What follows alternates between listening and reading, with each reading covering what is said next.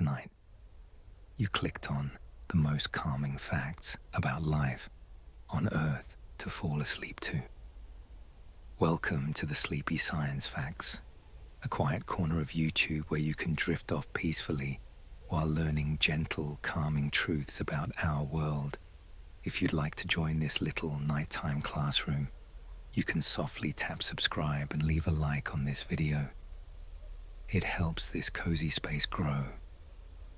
Together, we're going to wander through some of the most soothing and quietly astonishing facts about life on Earth.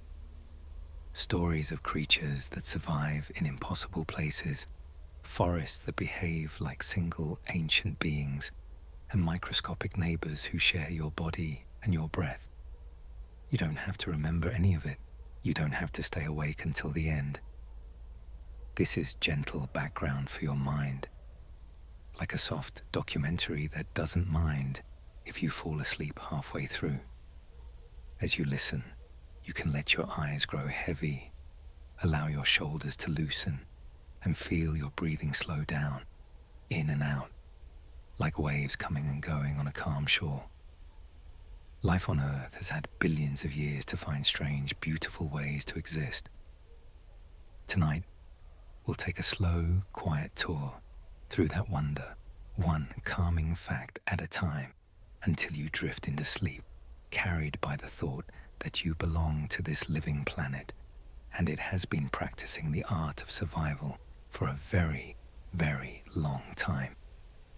Whenever you're ready, you can settle in more comfortably, maybe adjust your pillow, let your hands rest wherever they feel relaxed, and we'll begin our sleepy journey through life on Earth.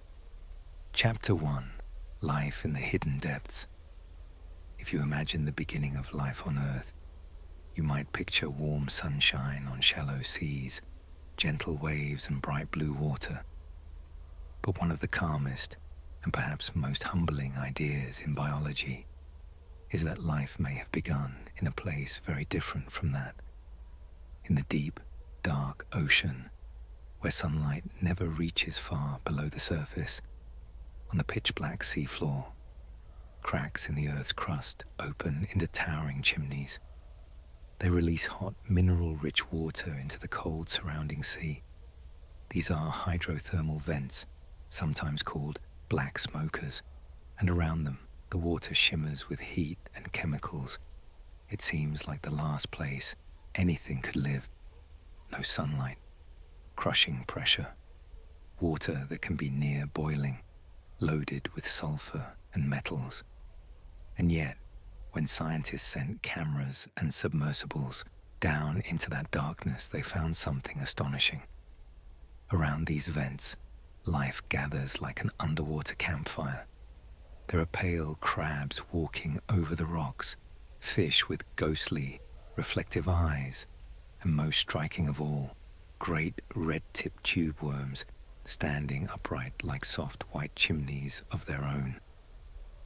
None of these creatures ever see the sun.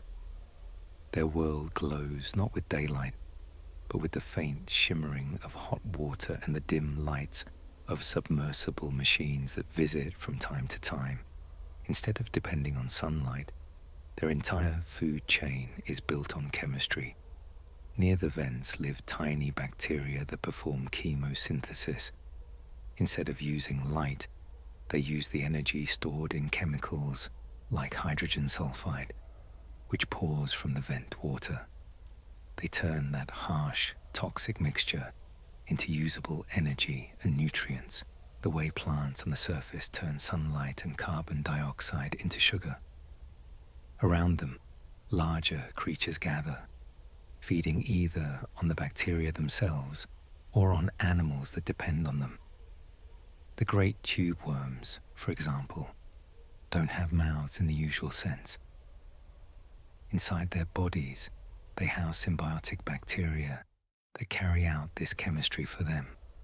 The worms simply absorb the nutrients their bacterial partners create. It's a quiet partnership in the Black Ocean, a world where life's warmth comes not from sunshine, but from the deep interior of the planet. As you imagine these vents, You might picture them in your mind like small, shimmering bonfires at the bottom of a dark, endless room. Around each one, a circle of life gathers, soft bodies moving slowly in the gentle currents, completely unaware that far above there is a bright sky, clouds, and continents full of animals like us. Some scientists think that in tiny pockets and surfaces inside these hot, mineral-rich chimneys, simple molecules may have been nudged together into more complex forms over unimaginably long periods of time. Those simple forms may have grown more organized, more stable, and eventually alive. If that idea is true, then life on Earth may have started not in sunlight and clear water, but in darkness and heat, in cracks in the ocean floor, shielded from the chaos of early Earth by stone and mineral walls. You can let that thought settle gently in your mind for a moment, that the story of every tree, every animal, every human being listening to this right now might trace back to silent chemistry in a place no light has ever reached. And even today, far from the noise of the surface world, these deep-sea communities are still there, tube worms swaying slowly, crabs moving carefully across the rocks, bacteria quietly making food from chemicals without any need for a sunrise. If you picture the ocean as a soft, heavy blanket lying over the planet, then these vents are like tiny warm threads weaving through the darkness beneath it. Threads that have been glowing with life for millions upon millions of years. Deeper inside the earth, life goes even further into hiding. Beneath the sea floor and even under continents, the solid rock is not completely solid at all. It's full of tiny cracks and pores, thin channels where water can seep and rest. Within those hidden pockets of water, scientists have found entire communities of microbes living miles below the surface. These bacteria live under pressures that would crush human lungs, in isolation so complete that some may have been sealed away from the surface for millions of years. They survive on very slow, subtle reactions between water and rock. Some feed on hydrogen gas, released as minerals break apart. Others consume traces of methane or sulfur-based chemicals. Their lives move at a different rhythm. Some of them divide so slowly that a single generation might last years or even centuries. If you imagine human life as a quick, flickering candle, these deep microbes are more like glowing embers in a buried fire, barely changing, barely moving, but continuing to exist in calm persistence. There are so many of these underground organisms that scientists think the deep biosphere may contain a huge fraction of all the life on Earth, an entire hidden world beneath our feet. As you lie there, breathing slowly, you can imagine layers of rock beneath you, going down and down far beyond the floor, past basements and pipes and ancient stone, into depths where no sunlight has ever reached. And even there, in microscopic cracks filled with water, life is quietly, patiently, just continuing. Far from our daily concerns, no clocks, no traffic, no noise, just chemistry and time. Other microbes have taken a different path. Instead of living deep in rock, they live on the rock itself and in the minerals we see at the surface. Some of them can literally eat rocks and minerals for energy. They strip tiny charges, electrons, from substances like iron or sulfur and use those charges to power their cells. To us, a stone looks solid and lifeless. To them, it is food. Over long periods, these invisible miners slowly change the chemistry of their surroundings, altering minerals, releasing elements, and helping to shape the environment grain by grain. Some scientists see in these rock-eating microbes a hint of what life might look like on other worlds, simple, hardy, drawing its energy not from light, but from the quiet reactions of stone and water.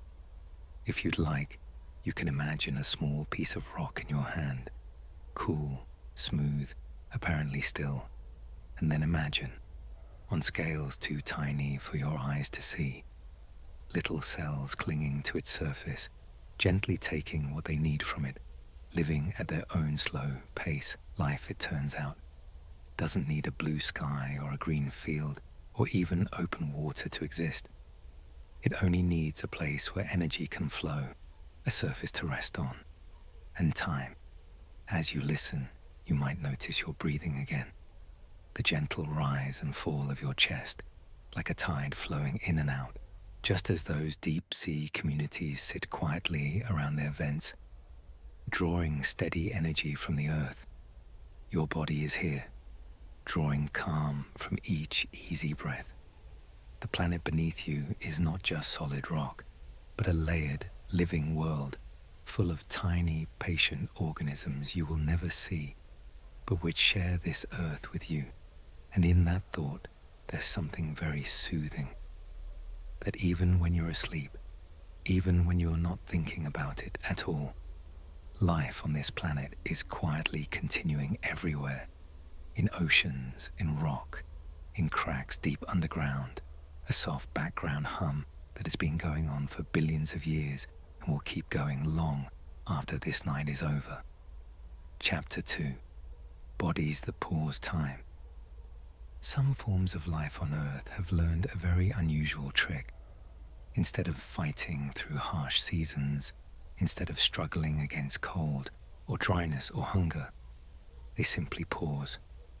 They let their bodies slow almost to a standstill and wait quietly for better days to return. As you listen, you might imagine this chapter as an invitation for your own body to slow down too, to gently set aside today's worries and enter a kind of soft, temporary stillness, like these living things that sleep through difficulty. Up in the northern forests of North America, there is a small, unassuming frog with a very surprising talent. It's called the wood frog. In summer, it looks quite ordinary. It hops through damp leaves, feeds on insects, and calls softly in the evenings. But in winter, the world it lives in changes dramatically.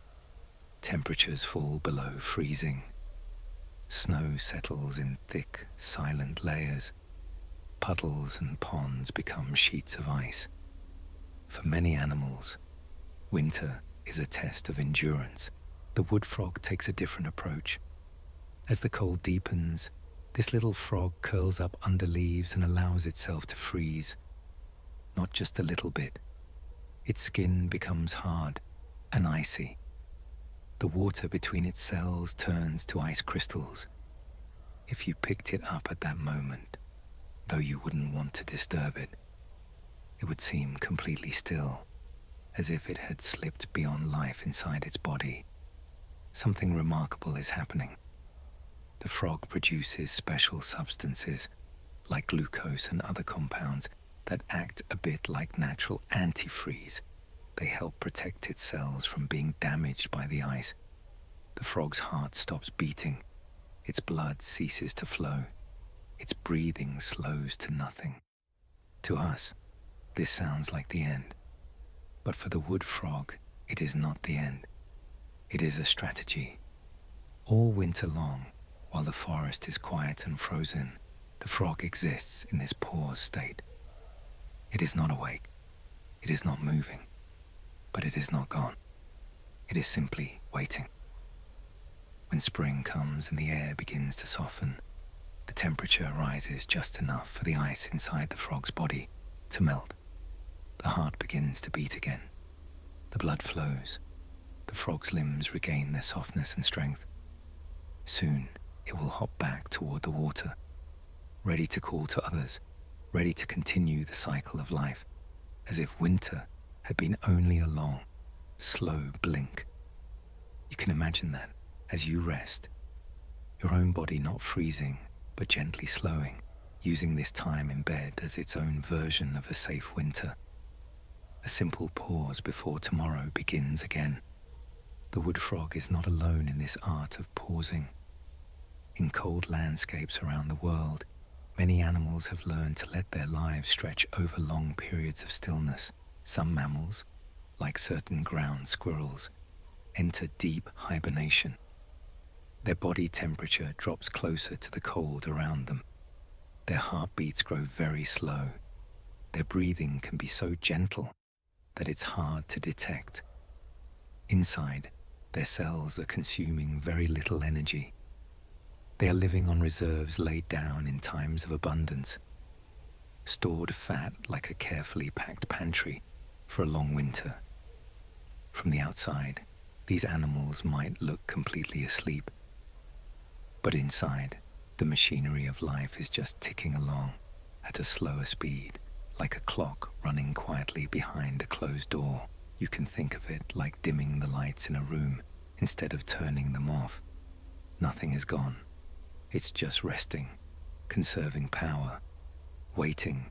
Your own body does something similar, though in shorter cycles. When you sleep, your heart rate slows, your breathing deepens, your brain shifts into calmer rhythms. It is not a full hibernation, but it has a similar purpose: to recover, to repair, to conserve, so that you can wake ready to move through the world again. There are creatures, though, that take the idea of pausing to an even more extreme level. One of the most famous is a tiny, almost invisible animal called a tardigrade, often nicknamed a water bear. Under a microscope, a tardigrade looks a little like a plump, 8-legged pillow, with a small, round mouth and slow, deliberate movements. They are found in many places, in mosses and lichens, in soil, in fresh water, and even in the thin films of water that cling to surfaces. In normal conditions, a tardigrade lives steadily, feeding, crawling, and going about its tiny business. But if its environment becomes harsh, too dry, too hot, too cold, or lacking in enough water for comfort, it has a remarkable response. Instead of simply dying, it folds in on itself, drawing its legs inward, curling into a compact, dry, protective form called a ton. In this state, its body water is reduced to a fraction of what it normally is. Its metabolism slows to almost nothing.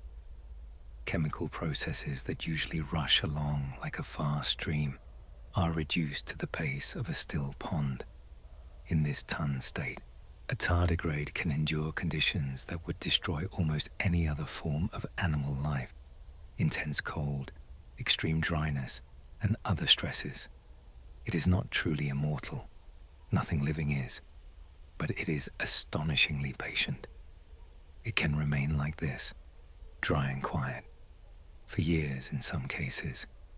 Then, when water returns, perhaps as a gentle rain or a film of moisture, the tiny animal slowly rehydrates, unfurls its body, and begins to move again, walking under the microscope as if nothing unusual had happened. From its perspective, time may have passed like a long, dreamless pause. For you, listening in the dark, it might be comforting to imagine that even on a planet that can sometimes be harsh and unpredictable, there are tiny travelers who can simply curl up, wait it out, and begin again when conditions are kinder. Something similar happens with certain eggs and seeds in temporary lakes and puddles. Some small creatures like brine shrimp lay eggs that can survive a long dry period. The adult animals may live in a pool that fills with rain, swim and feed while the water lasts, and then die when the pond dries up. But their eggs, their potential future, do not vanish. They rest in the dry mud like little capsules of paused life. To the eye, they look still and lifeless, just tiny grains folded into the earth. Inside, though, is a carefully packed plan. The instructions and materials for a new life waiting for the right signal. When rain returns and the pool fills again, the eggs awaken. They begin to develop, to hatch, to swim. A whole new generation comes to life from what seemed like dust on land. Plant seeds follow a similar pattern. A seed resting in dry ground may remain inactive for months or years, or in some extraordinary cases, even longer. It waits for warmth, for moisture, for the subtle cues that say, now is a good time to grow. Until that moment arrives, the seed's inner life is slow to nearly nothing. It is not growing. It is not spreading leaves. It is simply waiting. Quietly, patiently. When you imagine a desert or a bare field, you might see emptiness, but under the surface there can be countless seeds lying in that restful pause. They are all possibilities, all future plants, taking their time until the world around them offers what they need. You, too, carry possibilities within you that may not be active tonight. Dreams, ideas, plans for tomorrow or next year. You do not have to work on them right now. You can let them rest, like seeds in the ground, trusting that when the right moment comes, you will wake up and know how to move toward them. For now, there is nothing wrong with being like a seed, held, safe, still. Even some plants themselves, instead of just their seeds, have ways to survive long periods of dryness by almost switching off. There are so-called resurrection plants that can lose most of their water and appear completely lifeless. Brown, curled, crisp to the touch. To someone who doesn't know better, they might look like they're gone forever, but when rain finally comes, slowly, almost reluctantly, they begin to drink. Their tissues rehydrate like a sponge soaking up water. The brown color gives way to green. The curled leaves unfurl. Day by day, the plant seems to come back to life, accepting the new gift of moisture and starting again. These plants have special mechanisms to protect their cells from damage during the dry phase. They pack themselves carefully, stabilizing their inner structures, so that when water returns, they can pick up almost where they left off. As you lie here, you might think of times in your life when you felt dried out, tired, stressed, or overwhelmed. Those times, too, do not have to mean something is broken. They can simply be your own form of pausing, conserving strength, waiting for the right conditions to feel vibrant again. Just as the resurrection plant does not rush, you don't have to rush either. Your only task right now is to rest and let your energy quietly rebuild all of these strategies, freezing solid like the wood frog, drying out like a tardigrade, waiting as seeds or eggs, folding up like resurrection plants, are variations on a theme. Life knows how to wait. It knows how to slow down when times are hard, and then gently, almost shyly, return when the world becomes hospitable again. You can let that idea wrap around you like a blanket. Your body, too, is allowed to pause. You don't need to solve anything while you listen. You don't need to hold on to any particular thought. You can simply let your awareness soften, like a seed slipping into the soil, like a frog sinking into winter leaves, like a tiny water bear curling into its protective tun. Your breathing is your own gentle rhythm of life, never fully stopping, just slowing, calm and steady. In this moment, nothing is demanded of you. Like the creatures that pause time, you are allowed to enter your own quiet, healing stillness. When you wake, the world will still be there, waiting. But for now, you can follow the example of these patient forms of life and let the night hold you in a long, slow, peaceful pause. Chapter 3: Worlds Without Sunlight. When we think of life on Earth, we usually imagine daylight green, leaves catching the sun, animals moving through forests or fields, people walking under a bright sky. But a great deal of life on this planet does not know what sunlight looks like. It exists in permanent darkness, in deep oceans, sealed caves, and underground passages where day and night are meaningless words. As you listen, you can let the room you're in feel a little more like those gentle, dark worlds. Quiet, protected, far from the hurry of the surface. Far below the waves of the open ocean, beyond the reach of even the strongest rays of the sun, lies a region called the Midnight Zone. Here, the water is always dark. It doesn't matter if it's noon or midnight above. Down here, the light is the same. A soft, endless black. The pressure is immense. The temperature is cold, and yet life drifts and glides and waits in this darkness with a slow, unhurried patience. Many creatures of the deep have bodies shaped by this absence of light. Some have large, sensitive eyes designed to capture any tiny glimmer, perhaps the faint glow of another animal, or the dim light filtering from far above, almost too faint to notice others go the opposite way. They have very small eyes, or no functional eyes at all, because in a place where there is never daylight, seeing may not be worth the cost.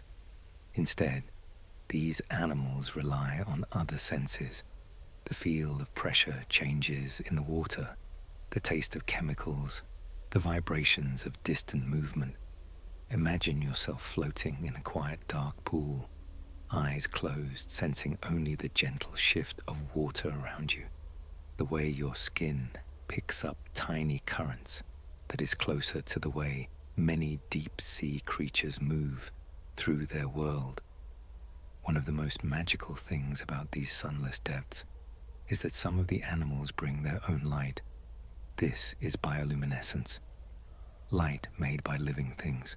Tiny reactions inside their bodies release energy in the form of a faint glow. Sometimes it's a soft blue, sometimes green, very occasionally other colors. To the animals that use it, this living light is a tool with many uses. Some fish have small glowing organs on their bodies, like stars scattered along their sides. They may use them to signal to others, to recognize members of their own kind, or to confuse predators. A famous example is the anglerfish. It has a long, thin spine that extends from its head like a fishing rod, ending in a tiny glowing lure. In the darkness, this faint light can look like a small animal or a drifting piece of food. Curious creatures may swim closer to investigate, only to meet the anglerfish itself, waiting quietly in the dark. Other deep-sea animals release light into the water around them, sometimes as a cloud of glowing fluid that acts like a distraction, a way to slip away while a would-be hunter is confused. You can picture this in your mind like a slow-motion firework underwater, tiny lights blossoming and drifting, then fading back into blackness. As you imagine all of this, you might notice how your own room feels a little like the deep ocean, dim, soft, quiet.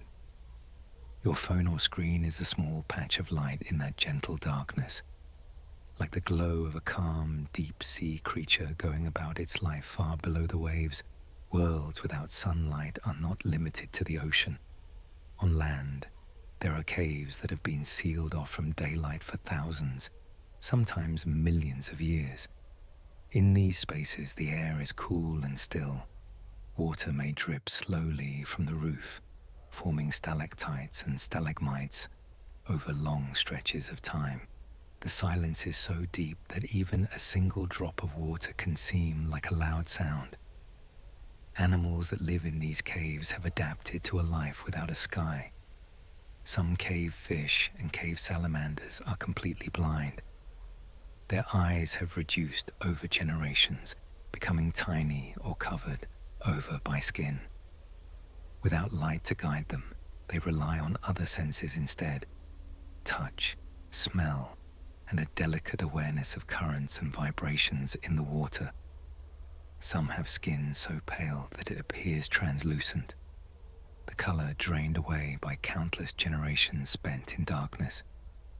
Insects and other invertebrates in caves often have long, thin legs and sensitive antennae, which help them explore their surroundings slowly and carefully.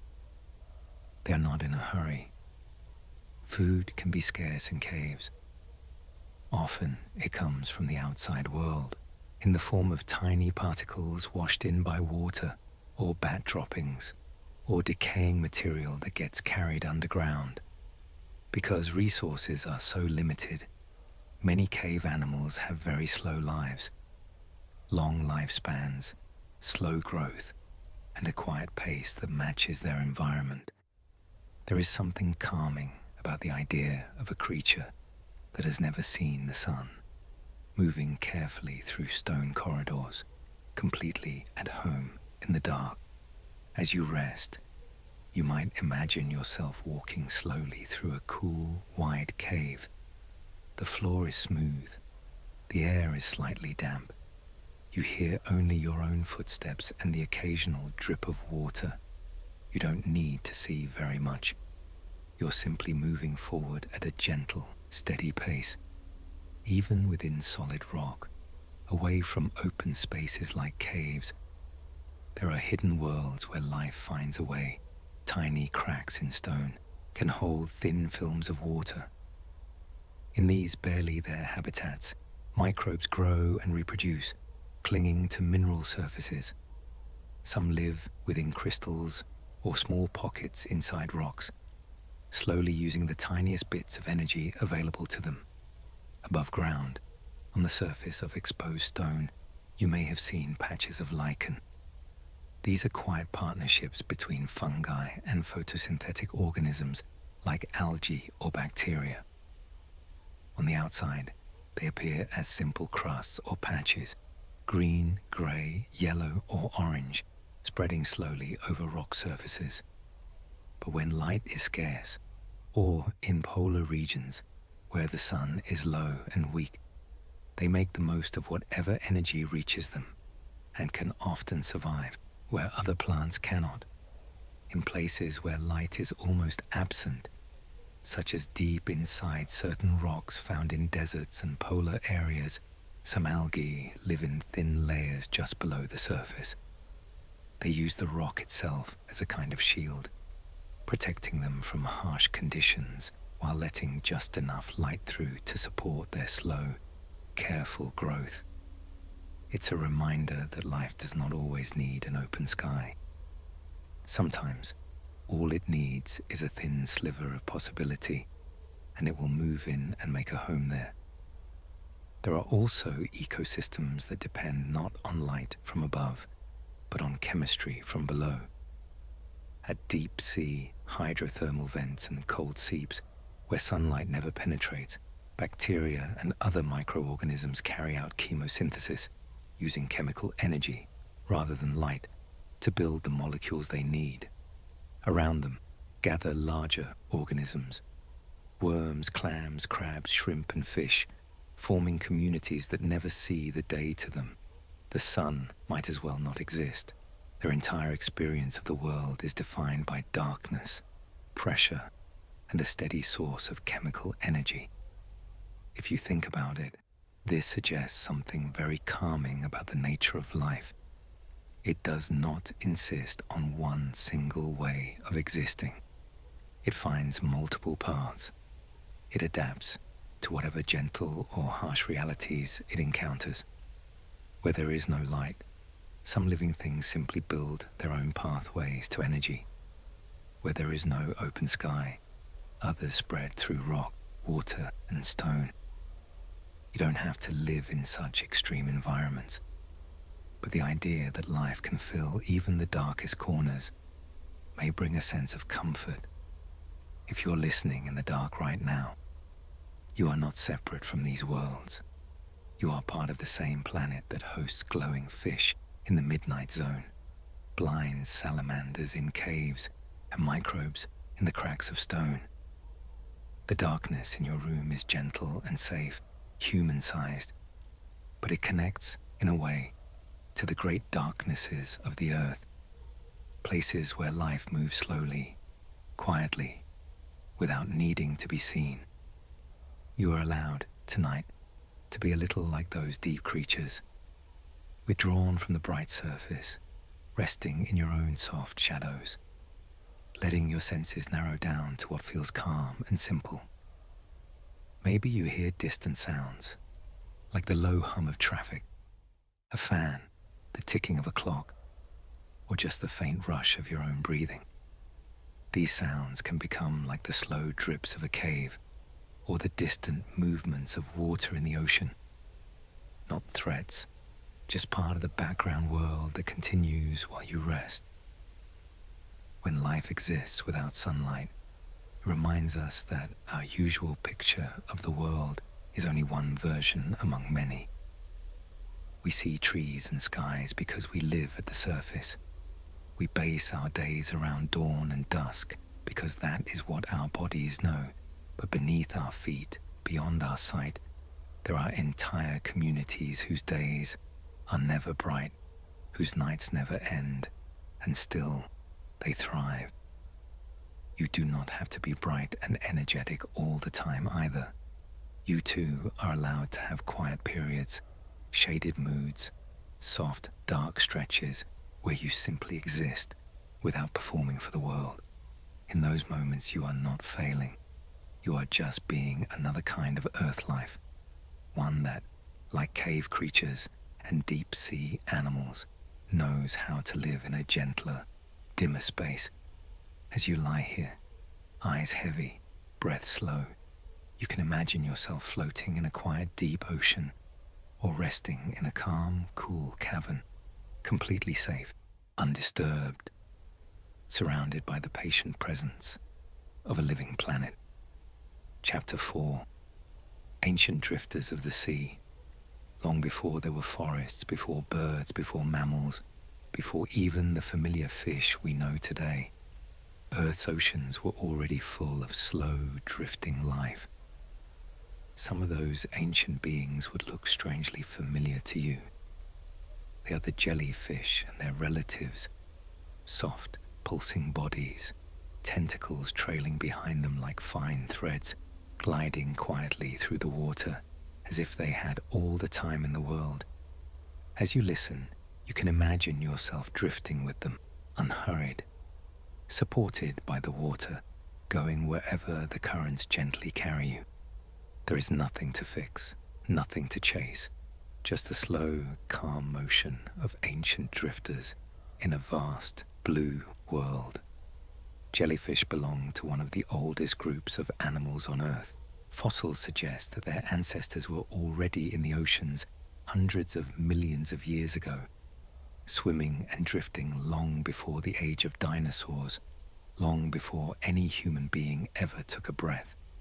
They are made mostly of water, a soft, translucent bell that pulses rhythmically to move them through the sea.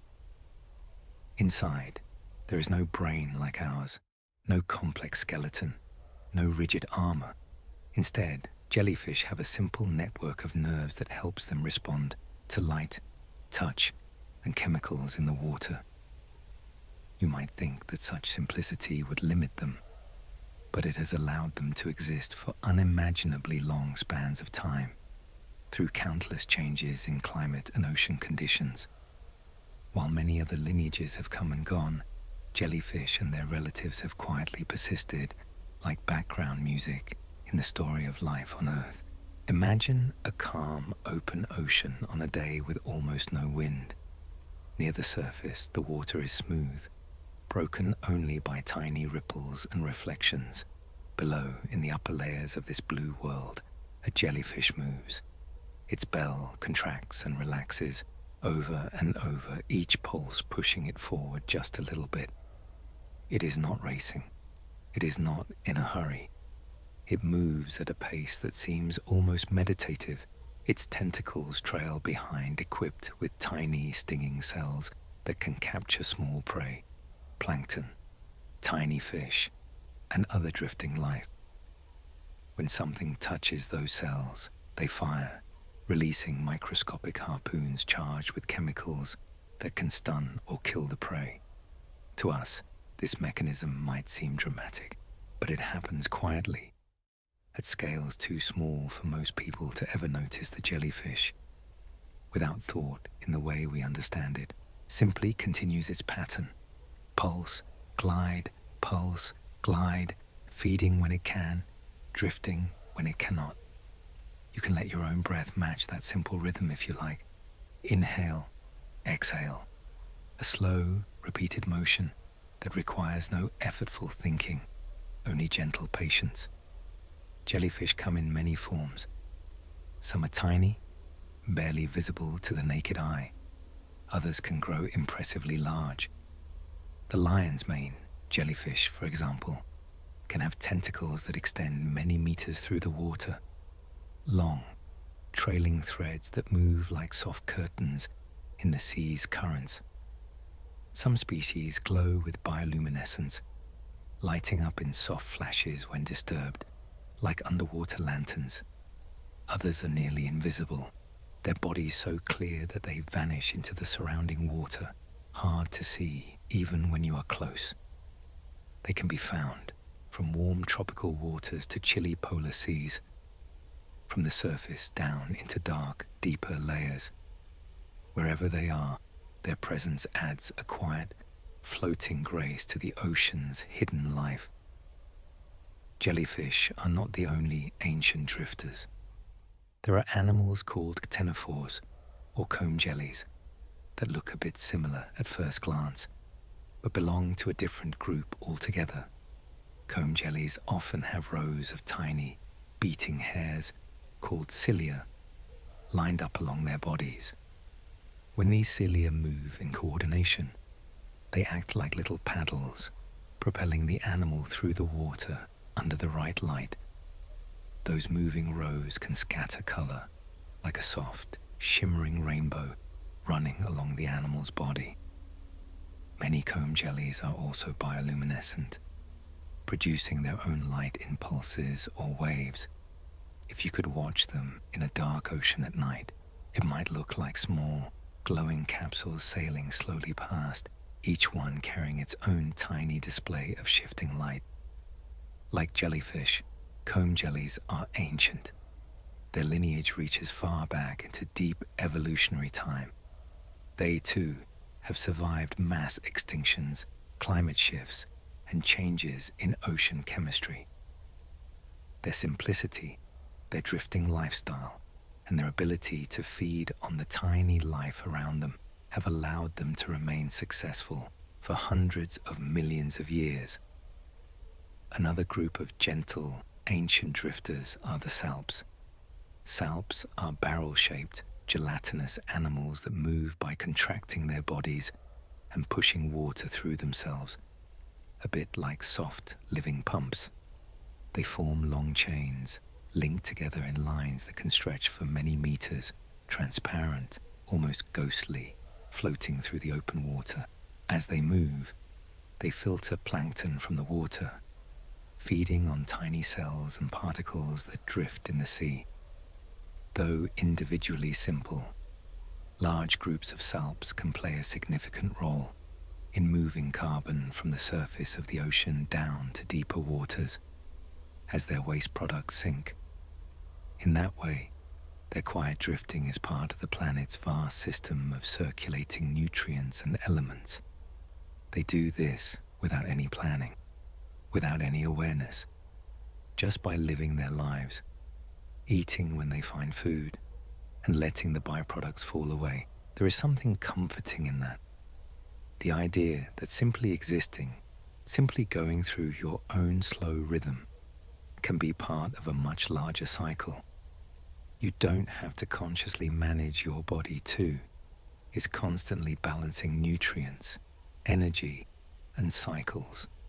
Even now, while you rest and listen, if we could travel back in time to ancient oceans, we would probably see many forms of these drifting creatures.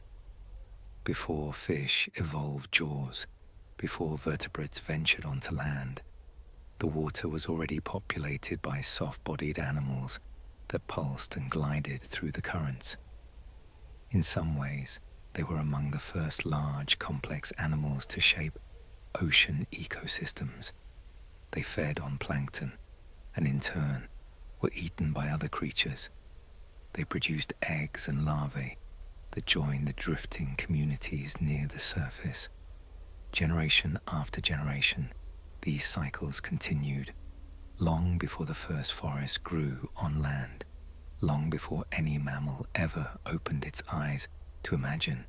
This is to realize that much of life's story has been written in water, by animals that do not walk or run, but drift and float. And despite the changes that have swept over Earth, continental drift, ice ages, warming periods, the rise and fall of many lineages, these soft drifters are still here tonight while you lie in bed. They are moving through the seas, pulsing, filtering, eating, glowing. They do not know about us. They are not concerned with our schedules or our devices or our worries. They simply exist, as they have for eons. Sometimes our human lives feel very fast. We measure days in minutes and appointments, messages and notifications. But jellyfish, comb jellies, and salps remind us of another pace, a slower one, in which simply drifting, responding to the environment, and going with the currents is enough. You are allowed, especially now, to adopt some of that gentle pace. As you breathe, you can imagine yourself as a soft, calm being floating in warm, clear water. There is no need to swim strongly, no need to choose a direction. You are carried by currents that are larger than you, just as each day carries you forward in time. You don't have to control everything. You don't have to have everything planned. It is okay for this moment to simply drift. Even the structure of your own body reminds you of the sea. Your blood, in its salt content, echoes the oceans where your distant ancestors evolved. The quiet rhythm of your heart beats like the pulses of jellyfish bells, a steady contraction, then release, contraction, and release. Your breathing is a tide of its own. Air flows in, air flows out, connecting you to the larger cycles of the atmosphere. As you relax more deeply, you might feel how every part of you is part of a continuous story, a long line of living things stretching back through time, all the way to simple cells floating in ancient seas. Among that long procession are the jellyfish, comb jellies, and salps, patient, translucent travelers that have persisted quietly and will likely continue long into the future. If you're still awake, you can let that image linger. The vast, dark ocean, streaked with soft light from drifting animals, their bodies pulsing gently in the water.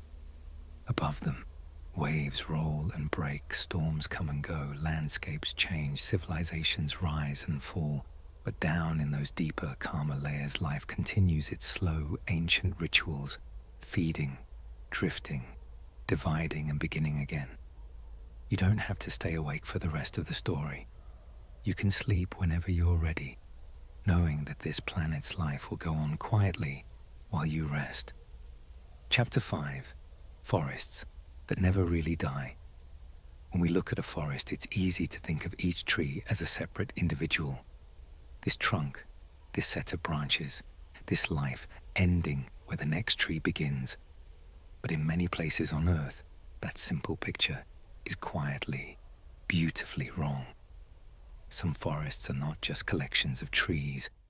They are single, vast organisms stretching across the landscape, connected below the soil in ways we cannot see. As you listen, you can imagine lying on the forest floor, looking up at the canopy, feeling the presence of something much larger, an old, patient being made not of one body, but of many stems, leaves, and roots. In the mountains of western North America, there is a stand of aspen trees that looks, at first glance, like any other cluster of slender, white-trunked trees. Their bark is smooth and pale. Their leaves tremble in the slightest breeze, making a soft rustling sound like whispers passing through the air. In autumn, their foliage turns a bright, glowing yellow, a golden fire of color against the blue sky. If you walk among them, each tree seems to have its own personality. This one bent slightly, that one straight and tall, another with a scar along its bark. But beneath the surface, all of these trunks are connected. They share a single, intertwined root system. Long ago, one seed sprouted. From that seed grew a young tree. Over time, its roots spread outward, sending up new shoots. Those shoots became trunks. Those trunks grew branches and leaves. They, in turn, sent more energy back into the roots, helping the entire organism expand. What looks like a forest is really one enormous plant, a clonal colony, many above-ground stems, one underground being. This particular aspen colony is often called Pando, a name that means eye spread. It may weigh thousands of tons. Some estimates suggest that its root system could be tens of thousands of years old. Individual trunks live their own shorter lives. They grow, stand for decades, and eventually die. But the root system endures, sprouting new trunks to replace the old, again and again. It is as if the organism is breathing slowly over long time scales, exhaling old stems, inhaling new ones, its true self hidden beneath the ground, only hinting at its age in the continuity of the grove. You can think of it like a mind with many thoughts. Each tree is a moment, a surface expression, but underneath there is a single, shared self that persists through all the changes. As you lie here, you can let that image settle around you, that you are, in a way, lying on the surface of a giant, quietly awake organism that you might never recognize as one. Forests, even those that are not single organisms like Pando, often behave as networks rather than isolated individuals. Beneath the soil, tree roots intertwine with delicate fungal threads in vast, intricate webs. These fungi, called mycorrhizal fungi, form mutual partnerships with plants. The fine threads of the fungus wrap around or even enter the plant roots, helping the plant absorb water and nutrients from the soil more efficiently. In return, the plant shares some of the sugars it makes through photosynthesis with the fungus. Through this connection, trees can, in some cases, share resources and signals. A strong tree might send extra nutrients to a struggling neighbor. A tree attacked by pests may send chemical warning signals through the shared network, like a softly spoken message carried from root to us. This underground network is invisible. We see only trunks and branches, but in reality, a forest can be a connected community, its members talking in slow chemical language we are only beginning to understand. If you like, you can imagine these fungal threads as fine, glowing filaments running through the soil, connecting tree to tree, shrub to shrub, like nerves in a great green body. The forest floor becomes not just dirt and roots, but the living underside of a vast shared presence, a place where information travels not at electronic speeds, but at the slow, steady pace of chemistry and growth. Forests that never really die are not limited to dry land. In shallow coastal waters of some parts of the world, you can find seagrass meadows, fields of underwater plants that sway gently with the waves. At first glance, they might look like underwater weeds, simple patches of greenery in a blue landscape. But many seagrass meadows are ancient, formed by clonal growth. Like the aspen colony, a single seagrass plant can spread outward through rhizomes, horizontal stems creeping through the sediment, sending up new shoots at intervals over centuries or even millennia. This process can create huge stretches of genetically identical grass. Some seagrass clones have been estimated to be thousands of years old, older than many civilizations, quietly extending their reach as the world above changes. While storms come and go at the surface, these meadows buffer the waves, stabilize the sediments, and provide shelter and food for countless marine creatures, fish, crabs, snails, and more. Their leaves offer places to hide and surfaces to graze. Their roots and rhizomes hold the seafloor together, reducing erosion. Like forests on land, they draw carbon from the water and store it in their tissues and in the sediments below. When you imagine a seagrass meadow, you can picture soft green ribbons waving slowly in clear water, sunlight filtering down in gentle beams, small fish weaving in and out like birds in an underwater sky. Beneath that calm motion, the same plant network is spreading and enduring, century after century on land. Another sprawling, ancient organism lives not as a tree or a grass, but as a fungus. In certain forests, scientists have discovered huge individuals of a fungus, often called armillaria or honey fungus. Above ground, you might only notice them when they produce clusters of honey-colored mushrooms, short-lived fruiting bodies that appear and disappear over a few days or weeks. But underneath, the true body of the fungus spreads through the soil and into wood, forming thick, dark strands called rhizomorphs. By studying the genetics of these fungal networks, researchers have found that some cover enormous areas, tens or even hundreds of hectares. One such individual, found in a forest in North America, is often described as one of the largest known organisms on Earth by area. It may be thousands of years old, slowly extending its reach through the soil, feeding on decaying wood, moving gently through the underground, spaces between roots and stones. The mushrooms we see on the surface are just like apples on a tree, temporary structures that come and go. The real organism is that hidden network of filaments, persisting quietly over long stretches of time.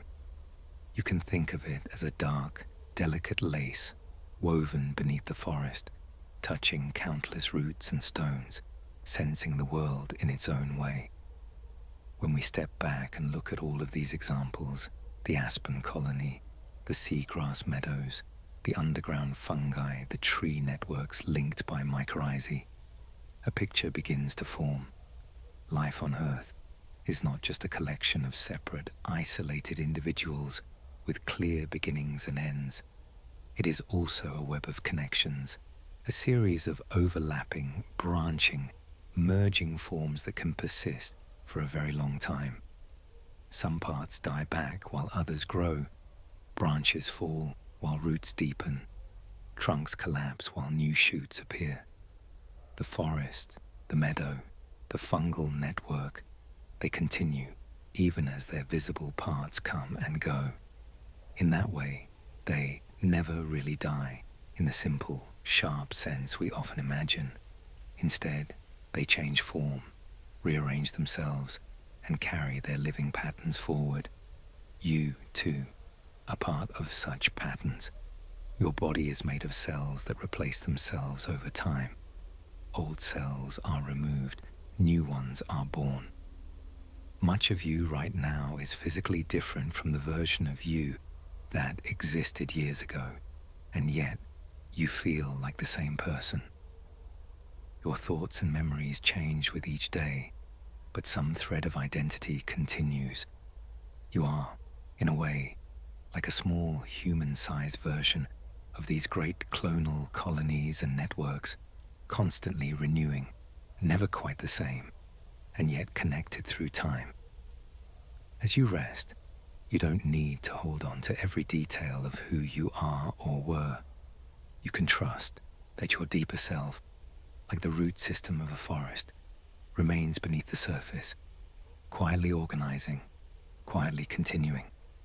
Sleep can be a brief winter for the mind, a time when surface thoughts die back a little, activity slows, and from that stillness, new clarity can eventually grow. You don't have to force this process. Just as the aspen does not force its roots to spread, you do not have to force yourself to become anything tonight. You can simply lie here, breathe gently, and let your body and mind join the slow rhythms of forests and meadows that endure through ages. If you're still awake, you might imagine yourself as a single leaf on a very old tree. The leaf will come and go. It is here for a season. It catches light, filters air, adds its small contribution. Eventually, it will fall. That is not a failure. It is part of the tree's way of continuing. The tree itself and the forest around it will go on. In the same way, each day of your life is like a leaf, a small temporary expression of a much larger continuity. Today's worries, today's thoughts, belong to today. They do not have to last forever. You can let them drift down like leaves to the forest floor, where they will become something quieter, softer, simpler. As you sink deeper into comfort, you can carry with you this gentle understanding that life on Earth includes beings and networks that last far beyond any single moment, and that you, as part of this planet, are held within those long, patient timescales. You do not have to stay awake to supervise it. You can sleep, and the world's slow, ancient rhythms will continue around you. Chapter 6. Invisible rock eaters and metal breathers. When you look at a rock, it seems like the very definition of stillness. Hard, solid, unmoving. Something you can stand on, build with, or hold in your hand without expecting it to change. But on the microscopic level, the surface of a rock is a busy neighborhood. Tiny organisms cling to its grains, live in its cracks, and even use the minerals within it as a source of energy. They are sometimes called rock eaters and metal breathers, microbes that quietly rearrange the chemistry of the planet grain by grain. As you listen, you can imagine that the solid world beneath you is not entirely still, but slowly, gently alive, with hidden processes that never rush and never sleep. To understand rock-eating life, that helps to remember that what we call food is just a way of getting energy. You and I get that energy mostly from complex molecules in our food, sugars, fats, proteins. Plants get theirs from sunlight, capturing its energy to build those molecules in the first place. But some microbes are less picky about what counts as a source of energy. For them, a piece of rock or metal can be enough. Certain bacteria can take electrons, tiny charged particles, from substances like iron or sulfur inside minerals. They move those electrons through their internal machinery to power their cells, a bit like moving water through a mill. To us, a rusty nail or an iron-rich rock might just look old or discolored. To these microbes, it can be a feast. They eat rocks by changing the form of the metals they contain, turning iron from one state to another, rearranging sulfur compounds, slowly etching their presence into the mineral world. It happens so gradually that we don't see it in our daily lives. But over long periods of time, these processes can alter the color of rocks, the composition of soils, and even the chemistry of oceans and atmosphere. You can picture them, if you like, as tiny workers with invisible tools, chiseling away at stones so slowly that only the ages can see their progress. Some of these microbes live in places we would find very uncomfortable. Deep underground, where sunlight never reaches, water-filled cracks in rock can host entire communities of such organisms they might live kilometers below the surface, in tiny films of water trapped between grains of mineral. There, they survive on chemical reactions between water and rock. For example, when water seeps through certain minerals, it can produce hydrogen gas. Some microbes can use that hydrogen the way we use sugar or fat as a source of energy. Others depend on iron or sulfur compounds, passing electrons back and forth in reactions so subtle they might take years to produce noticeable changes. In these deep environments, life moves at a very slow tempo. Cells might divide only once in many years, or even longer. Their entire existence is stretched out, like a song played almost too slowly to hear, while we rush through days and weeks. These deep rock dwellers may experience their version of a lifetime over long geological intervals. It's a different rhythm of living, one that has nothing to do with sunrise or sunset, and everything to do with quiet, patient chemistry. You can let that slower tempo influence your own body for a moment, your breath slowing just a bit, your muscles loosening slightly more, joining that deep, steady pace. Other microbes live much closer to the surface, on or near exposed rocks and metals that we might pass every day without noticing. On an iron-rich rock, for example, bacteria that eat iron might form thin layers or films, changing the rock's color or leaving subtle textures.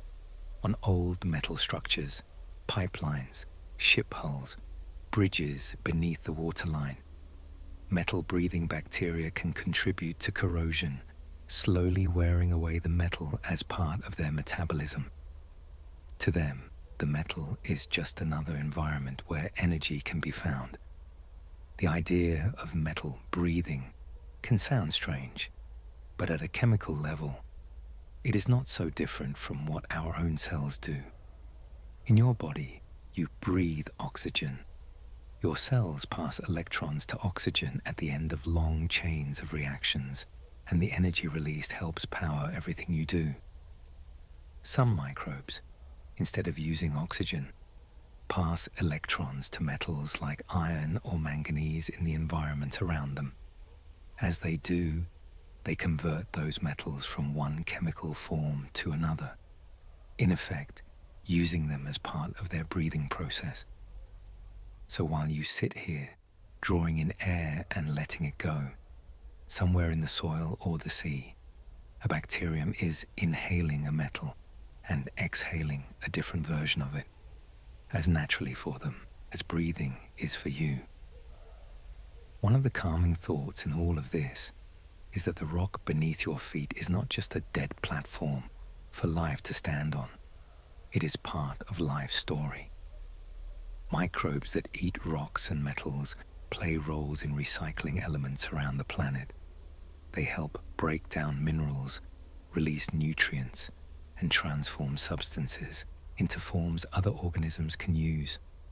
From our perspective, these changes may take thousands or millions of years, but in the grand timeline of Earth, they are ongoing movements in a slow, deep symphony. If you imagine Earth as a kind of living system, these tiny rock and metal eaters are like quiet background instruments, not flashy, not loud, but essential. They help set the stage for soils to form, for water chemistry to shift, for ecosystems to arise on top of the physical planet. As you rest, you are lying on a world that is still, in its own way, being slowly reshaped from the inside out by organisms too small to see. You don't have to perceive or understand all of that to be part of it. You already are. Some scientists are especially interested in these microbes because they might resemble the kinds of life that could exist on other worlds, on planets or moons with rock, water, and some chemical gradients, but perhaps little or no sunlight. Rock eaters and metal breathers might be the dominant forms of life. If we ever find organisms on Mars or in the oceans beneath the ice on distant moons, they may not look like plants or animals. They may be tiny, patient microbes clinging to minerals, drawing energy out of the chemistry they find there. Thinking about this can make you feel very small, not in a frightening way, but in a comforting one. Your worries, while important in your own life, are tiny ripples on the surface of a planet that hosts all kinds of hidden, steady processes. Life goes on beneath your feet, in your body, and potentially across the universe, in quiet, unseen forms, not at all concerned with human schedules. There is also an interesting parallel between these microbes and the microscopic life inside you. Just as rock eaters use the solid earth as a source of energy, your own cells and the bacteria in your gut use the food you eat to extract energy and nutrients. In a way, your bones and teeth are like rocks too. Hard structures made largely of minerals. They are shaped and maintained by living cells that are constantly breaking down and rebuilding tiny portions of tissue. Even within your skeleton, there is never total stillness. Old bone is resorbed. New bone is laid down. It happens so slowly you don't notice, but over years, much of your skeleton is quietly replaced. The idea of rock eating starts to feel less alien when you realize your own body manages and rearranges minerals every day.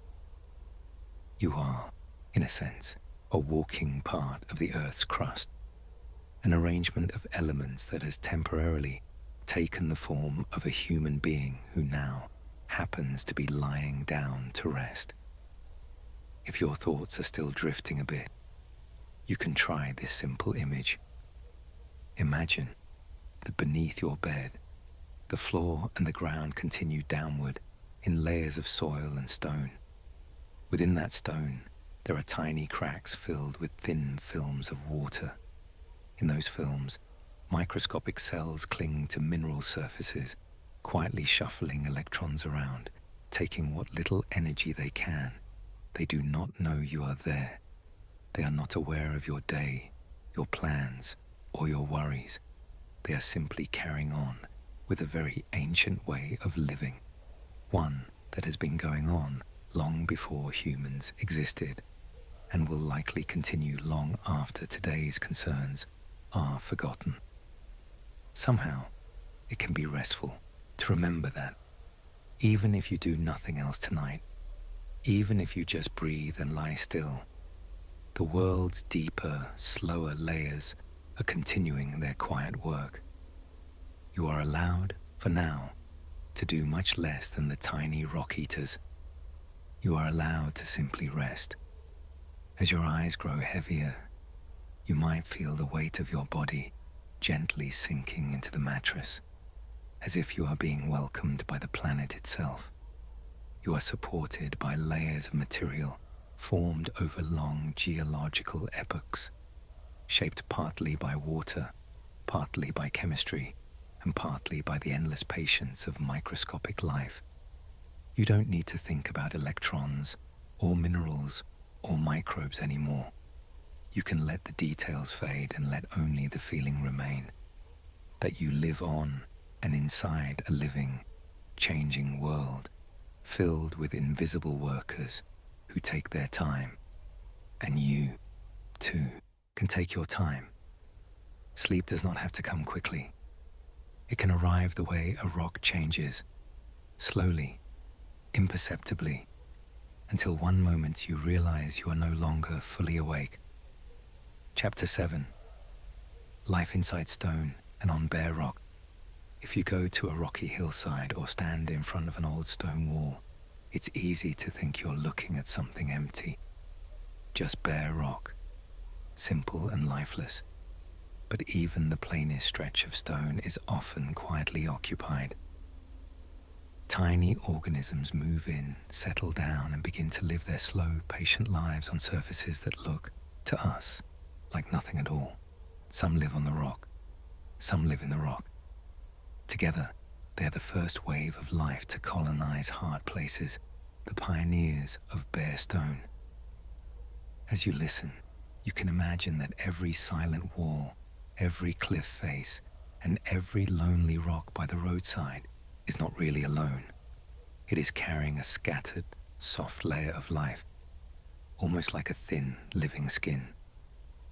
One of the most familiar pioneers is the lichen.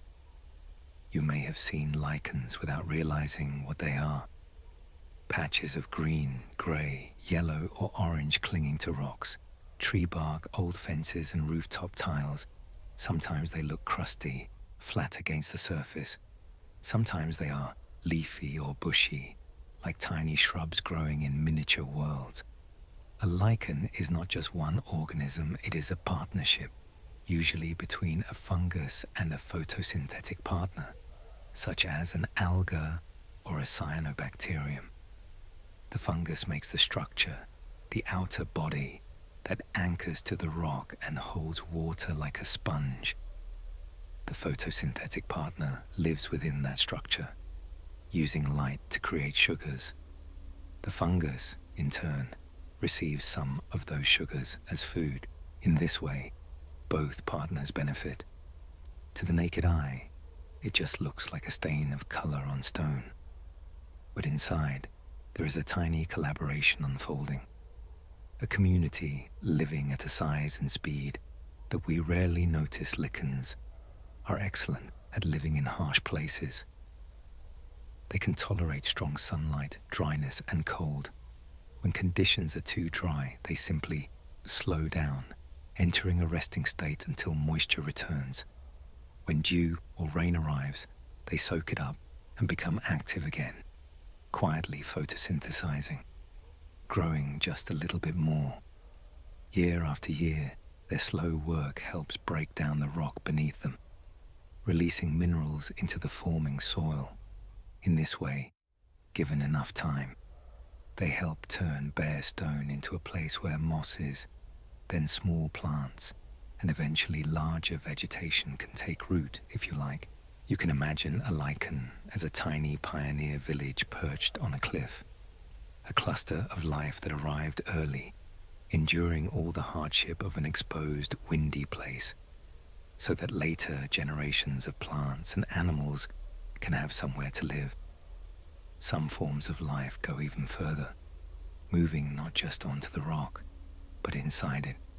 In certain deserts and polar regions, you can find stones that look ordinary from the outside, pale, solid, nothing unusual. But if you slice these stones open and look closely, you might see faint bands or patches of color just beneath the surface. Green, brown, or orange tints in the first few millimeters of stone. These are called endolithic communities, organisms that live within rock. Many are algae or cyanobacteria that use the thin outer layer of the rock as a shelter. The rock above them protects them from harsh sunlight, dry winds, and sudden temperature changes. At the same time, enough light filters through to allow photosynthesis. To the human eye, the rock seems solid and lifeless. To the tiny cells inside, it is a home, a transparent roof and sturdy walls all in one. Because conditions are so difficult, these organisms grow very slowly.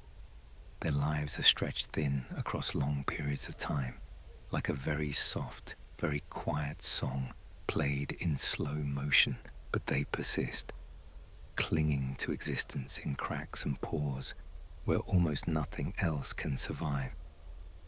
When you walk across a rocky plateau or look at stones in a cold, bare landscape, you might be stepping above entire miniature ecosystems tucked into the first few grains of mineral. They are there, even if you never see them. Mosses are another gentle wave of life on rock. Once some lichens and other microscopic pioneers have begun to loosen and soften the stone, thin films of soil can begin to form. In cracks and shallow depressions, tiny amounts of organic material gather, particles of dust, decayed fragments of lichen, bits of wind-blown matter mosses can arrive in these places as spores carried by wind or water. Unlike larger plants, they don't need deep soil. They have no true roots. Instead, they use simple anchoring structures to attach to their substrate, drawing water directly through their leaves. When they find a suitable crevice with just enough moisture, they begin to grow small tufts of moss spread over the rock, forming soft, green cushions that hold water like little sponges. In rain, mosses swell and become vibrant. In dryness, they can look shriveled and dull, but many are able to recover when moisture returns. In time, as mosses live and die, they add more organic material to the thin soils forming in the rock. This makes conditions a little more welcoming for other plants, grasses, ferns, and eventually small shrubs or trees. From a distance, you might see a cliff face with only slight patches of green, but close up, each of those patches is a tiny soft world built by pioneers step by step. It's calming to realize that life does not require perfect conditions to begin. Bare rock without soil, without shade, without apparent shelter is not the end of the story. It is the beginning of a slow transformation. Lichens arrive, settling on hard stone. Endolithic algae and microbes move into hairline spaces inside the rock. Moss follows in little cushions. Then other plants arrive, and animals with them. Over time, what was once a stark, harsh surface can become a place of texture, color, and life. The process may take decades, centuries, or longer, but it does not hurry. It simply continues. You can take some comfort in that, especially if your own life sometimes feels like a bare, rocky patch. Not yet what you want it to be. Not yet full of the softness and growth you hope for. Even the emptiest looking places can be in the very early stages of becoming something richer. The first signs of change are small, easy to overlook. A faint stain of lichen, a thin green film, a few strands of moss in a crack. Your own beginnings may look that modest too, but they are still beginnings. Scientists study these rock-dwelling organisms not just to understand Earth, but also to imagine what life might look like on other planets. On Mars, for example, the surface is rocky, dry, and bombarded by radiation. But there may be sheltered micro-environments, tiny cracks, shaded spots, or subsurface spaces where cells could hide, the way they do inside rocks on our own planet. If we ever find life there, it may not look like an animal or a plant. It may look more like lichen, or like the faint streak of algae inside a translucent stone. We may have to look past our own expectations about what living things should appear like and learn to see life in subtler, quieter forms, as tints, films, or microscopic colonies on bare rock. In a way, we are already practicing that vision when we learn to recognize lichens, mosses, and endolithic communities on Earth. We are training ourselves to notice that stillness and simplicity often hide complex, patient worlds.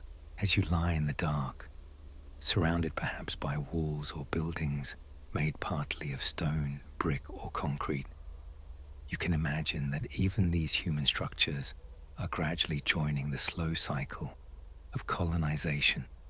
Tiny airborne spores land on their surfaces. Dust settles. Moisture collects in small imperfections.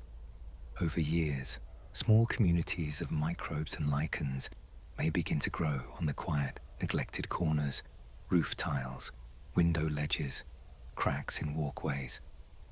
From the perspective of those organisms, Your building is just another rock face, another surface where the story of life can gently continue. The world around you, even the artificial parts, is never entirely empty. It is always, in some way, in the process of being softened by life. You don't have to see any of this right now. You don't have to go looking for it.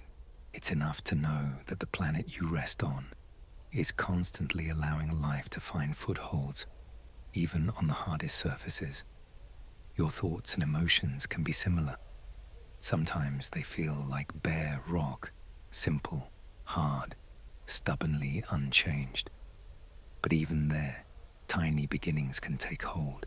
A small new habit, a quiet insight, a moment of kindness toward yourself or someone else. Those are like lichens and mosses, early, modest arrivals that, given time, can help transform your inner landscape. You don't need to force a lush forest of change overnight. You can trust that even on the barest inner rock, life can start small and grow slowly. As your breathing stays slow and your body grows heavier with comfort, you can let this idea cradle you that the world is full of tiny, almost invisible lives making homes in stone. That change can be very slow and still be real. The beginnings can be small and still be powerful. You are, right now, in the early layers of tomorrow's story. You don't have to know what the full picture will look like a lichen on a rock. You only need to be here, alive, taking in what you can, and trusting that time will do its quiet work. Chapter 8, The Crowd Inside You. When you think about life on Earth, you might picture forests, oceans, deserts, and animals moving across the landscape. But one of the richest, busiest ecosystems on the planet is much closer than that. It's inside you. Right now, as you lie here, your body is home to trillions of tiny organisms, bacteria, viruses, fungi, and other microscopic companions. They live on your skin, in your mouth, throughout your digestive system, and in many other small corners of your body. You don't see them. You usually don't feel them. But they are there, forming a living community that has grown with you since the day you were born. As you listen, you can imagine yourself not as a single, solitary being, but as a gentle planet for countless tiny lives, a warm, safe world where they go about their quiet routines while you rest. Most of this inner community lives in your gut, especially in your large intestine. If you could shrink down to the size of a microbe and travel there like a tiny explorer, you would see a warm, dim, ever-changing landscape. The walls of the intestine would rise around you like soft hills. Between them, a slow river of partially digested food would be flowing past, rich in molecules that your own body hasn't fully broken down. Floating in that river and clinging to the walls are vast numbers of microorganisms, all feeding, dividing, and releasing byproducts that, in many cases, are actually helpful to you. They are not random intruders. Over time, they form a kind of community that learns to live with your body, and your body learns to live with them. Together, you and your microbes make up a single, delicately balanced system.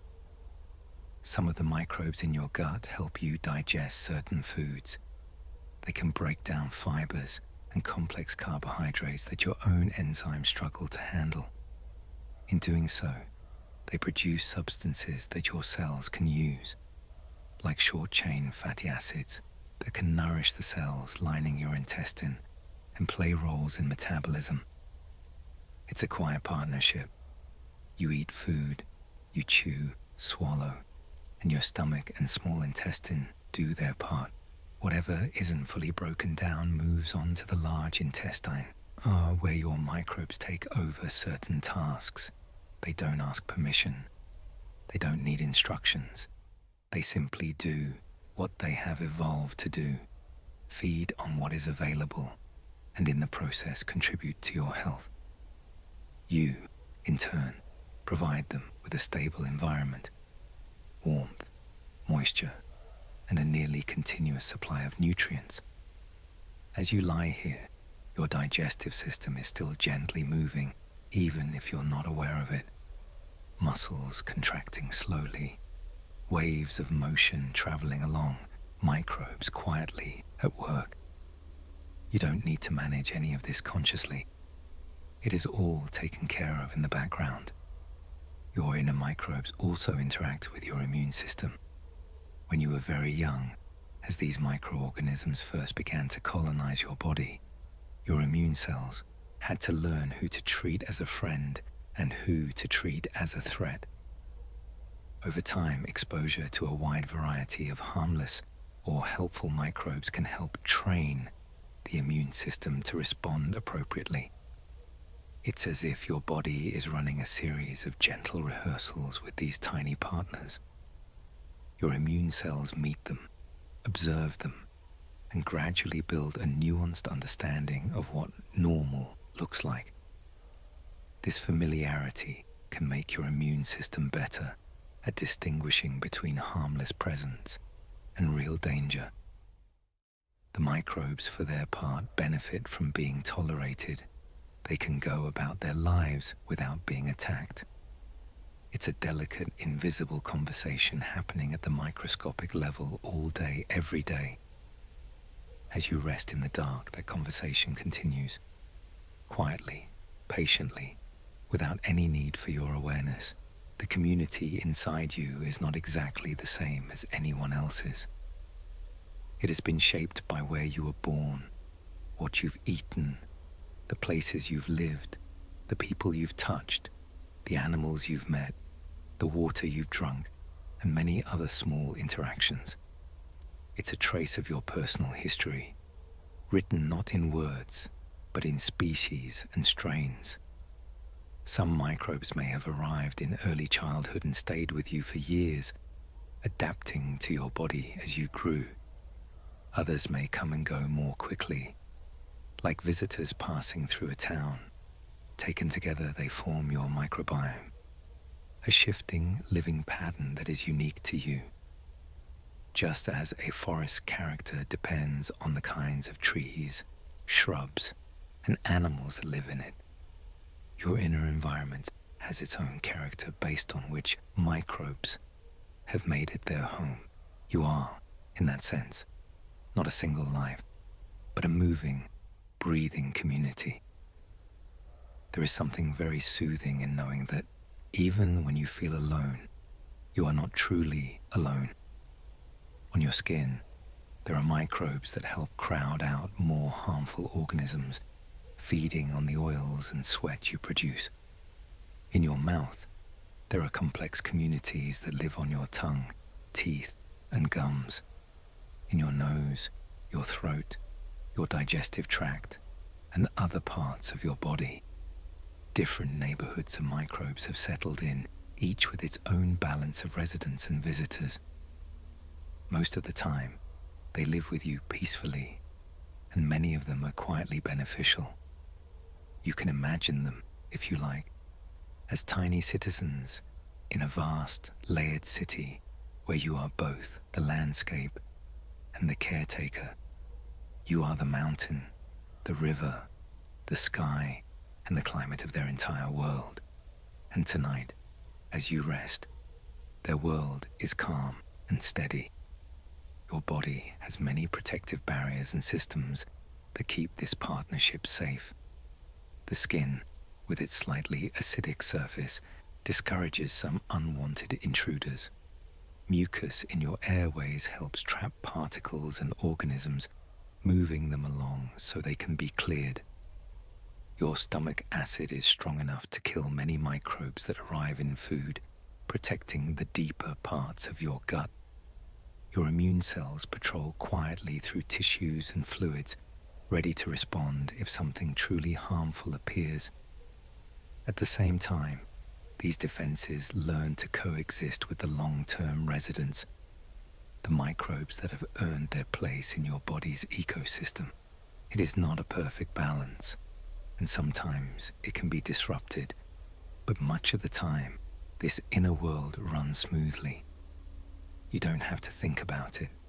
You can simply trust that millions of years of evolution have shaped these systems to function well enough for you to rest. Even your mood and mental state may be gently influenced by your inner microbes.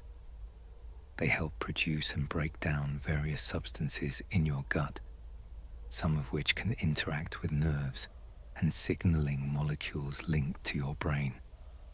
Scientists are still exploring these connections, the so-called gut-brain axis. But evidence suggests that the state of your microbiome and your nervous system are not completely separate. It's as if your inner community and your inner thoughts have a subtle communication line between them. You don't need to understand every detail of that connection. It's enough to know that your body and mind are not isolated islands, but parts of a complex, interwoven system where even tiny organisms play a role. So when you feel yourself gradually relaxing, your mind becoming softer, your thoughts slowing down, you can imagine that some part of your inner ecosystem is also shifting gently, chemistry changing in millions of microscopic places, making it easier for your nervous system to settle. Right now, as you lie still, there are countless small motions happening inside you. Tiny hairs on cells in your airways gently push mucus along. Blood flows through vessels with each heartbeat, delivering oxygen and carrying away carbon dioxide. Signals move along nerves, carrying information about the position of your limbs, the state of your organs, the gentle rhythm of your breathing. And in your gut, microbes feed, divide, and release their byproducts into the environment around them. It is a symphony without a conductor, each part following its own rules, yet somehow working together well enough to keep you alive, thinking, feeling, and now resting. You are not required to control any of it. In fact, you cannot. You can simply allow it to happen, trusting that your body and its many tiny companions know what to do. If your mind still wants something to hold on to as you drift towards sleep, you can try this quiet visualization. Imagine your body as a soft, dimly lit city at night. The big roads, your blood vessels, are carrying a slow, steady flow of traffic. The buildings and houses, your organs and tissues, are mostly calm. Lights low, activity reduced. In the smaller neighborhoods, like your gut, the tiniest homes are still active, microbes moving and feeding, like little families finishing their day. Above all of this, the sky of your awareness is growing darker and more peaceful. You, as the larger self, are not one of the tiny citizens. You are the entire city. The structures, the roads, the air, and the background hum. And tonight, the city is safe. Its systems are working. Its inhabitants are doing what they have always done. You can let the city run itself while you sleep. It can be comforting to know that you are never truly empty inside. Even when your thoughts feel quiet and the world around you is dark and still, life within you is gently continuing. Not in a stressful way, but in a quietly capable way. Your heart keeps its rhythm. Your lungs keep their tide of air. Your microbes keep their slow, patient work. You are part of Earth's life, and Earth's life is also part of you. If sleep hasn't arrived yet, that's okay. You don't have to chase it. You can just rest here, surrounded and supported by the countless tiny companions who share your body. At some point, like a soft curtain closing, awareness will dim, and you will drift without needing to notice the exact moment it happens. Chapter 9. Super Senses and Silent Signals. Most of the time, we experience the world through a familiar set of doors: what we can see, what we can hear, what we can touch, taste, and smell. But the living world is full of quiet conversations that move through channels we barely notice. Very low sounds rolling through the ground, faint vibrations in the air, tiny traces of scent spread out like ghostly trails, magnetic fields, electric whispers, subtle changes in pressure.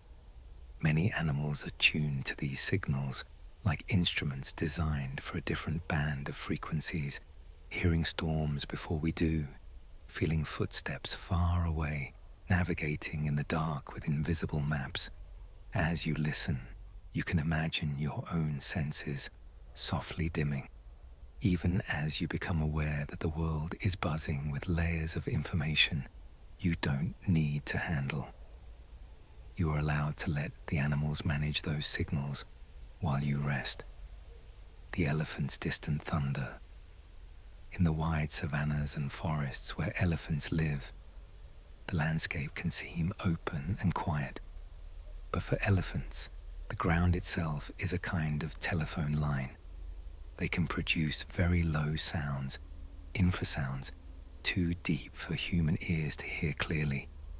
These rumbles can travel long distances through the air and even through the ground, carried as vibrations in the soil. An elephant's feet are sensitive enough to detect some of these vibrations. When a distant herd calls, sending a deep, rolling sound across the landscape, another herd miles away may feel it. The vibrations move up through their feet, into their legs, and toward the sensitive structures in their bodies. In this way, elephants can stay in touch over long distances, reassuring each other, signaling danger, or coordinating movements without needing to be anywhere near one another. They may also sense the distant rumble of storms or the heavy steps of other large animals well before any of that would reach our awareness. You can imagine an elephant herd standing quietly, ears still, trunks relaxed, apparently calm, and yet already responding to signals in the ground from far away. The world tells them things through channels we rarely notice. As you lie here, you may feel the mattress and the floor as solid, simple surfaces. You don't need to tune in to every vibration beneath you.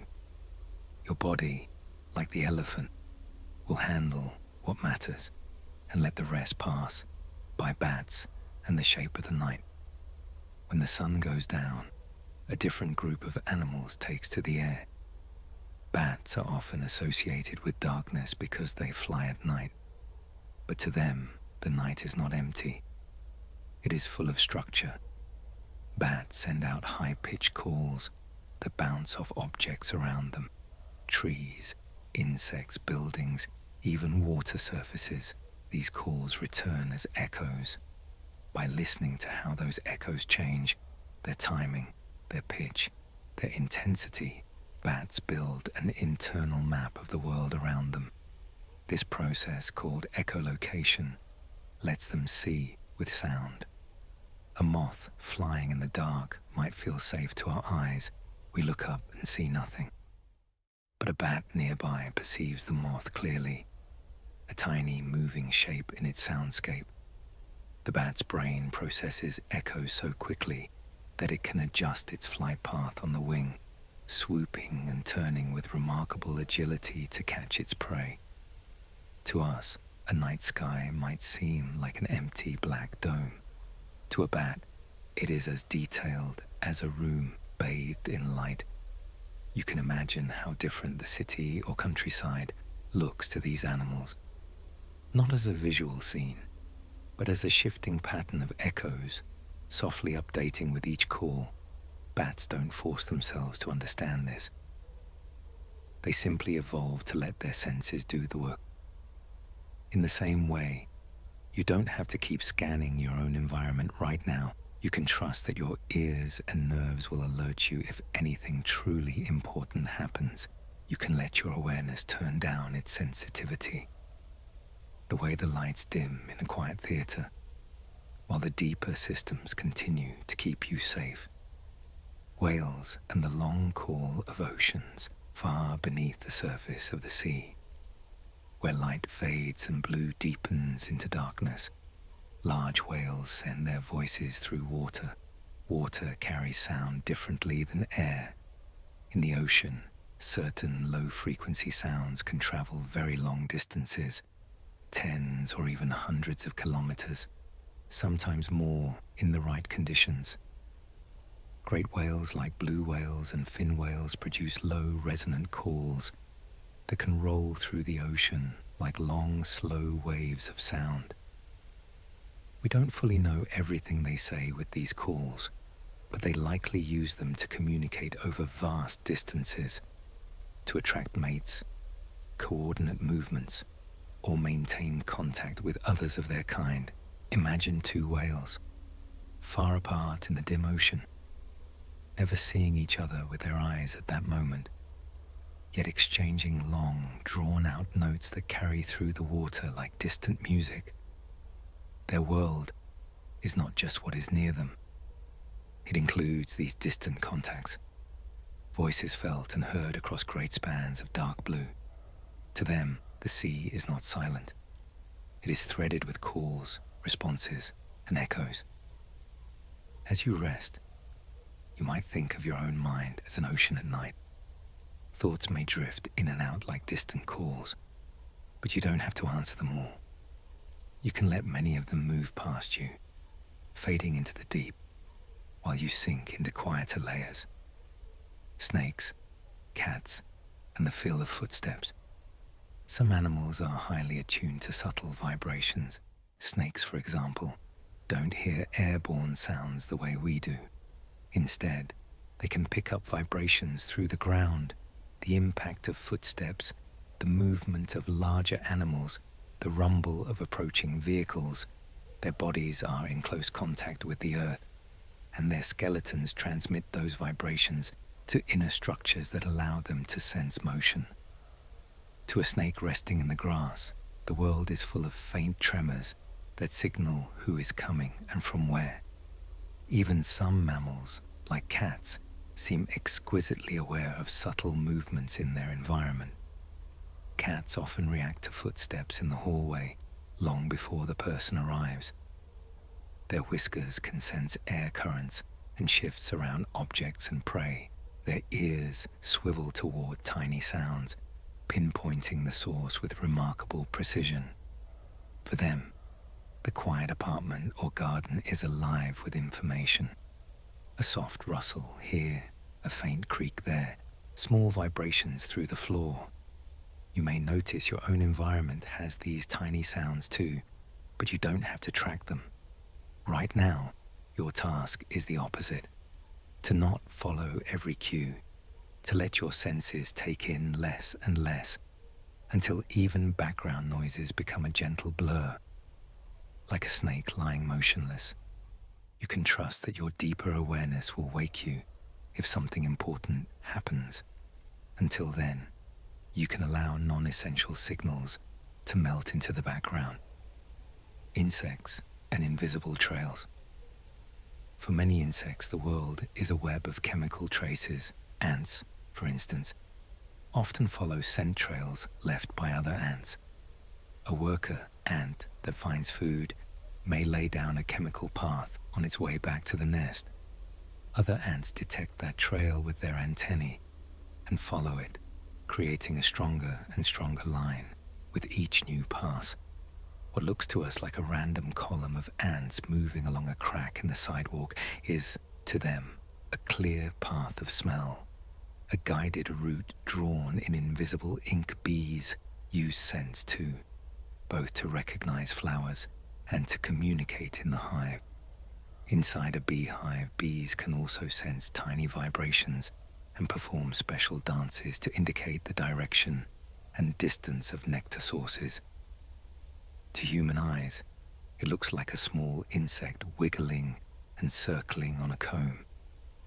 To the other bees, it is a detailed message, full of information about where to fly.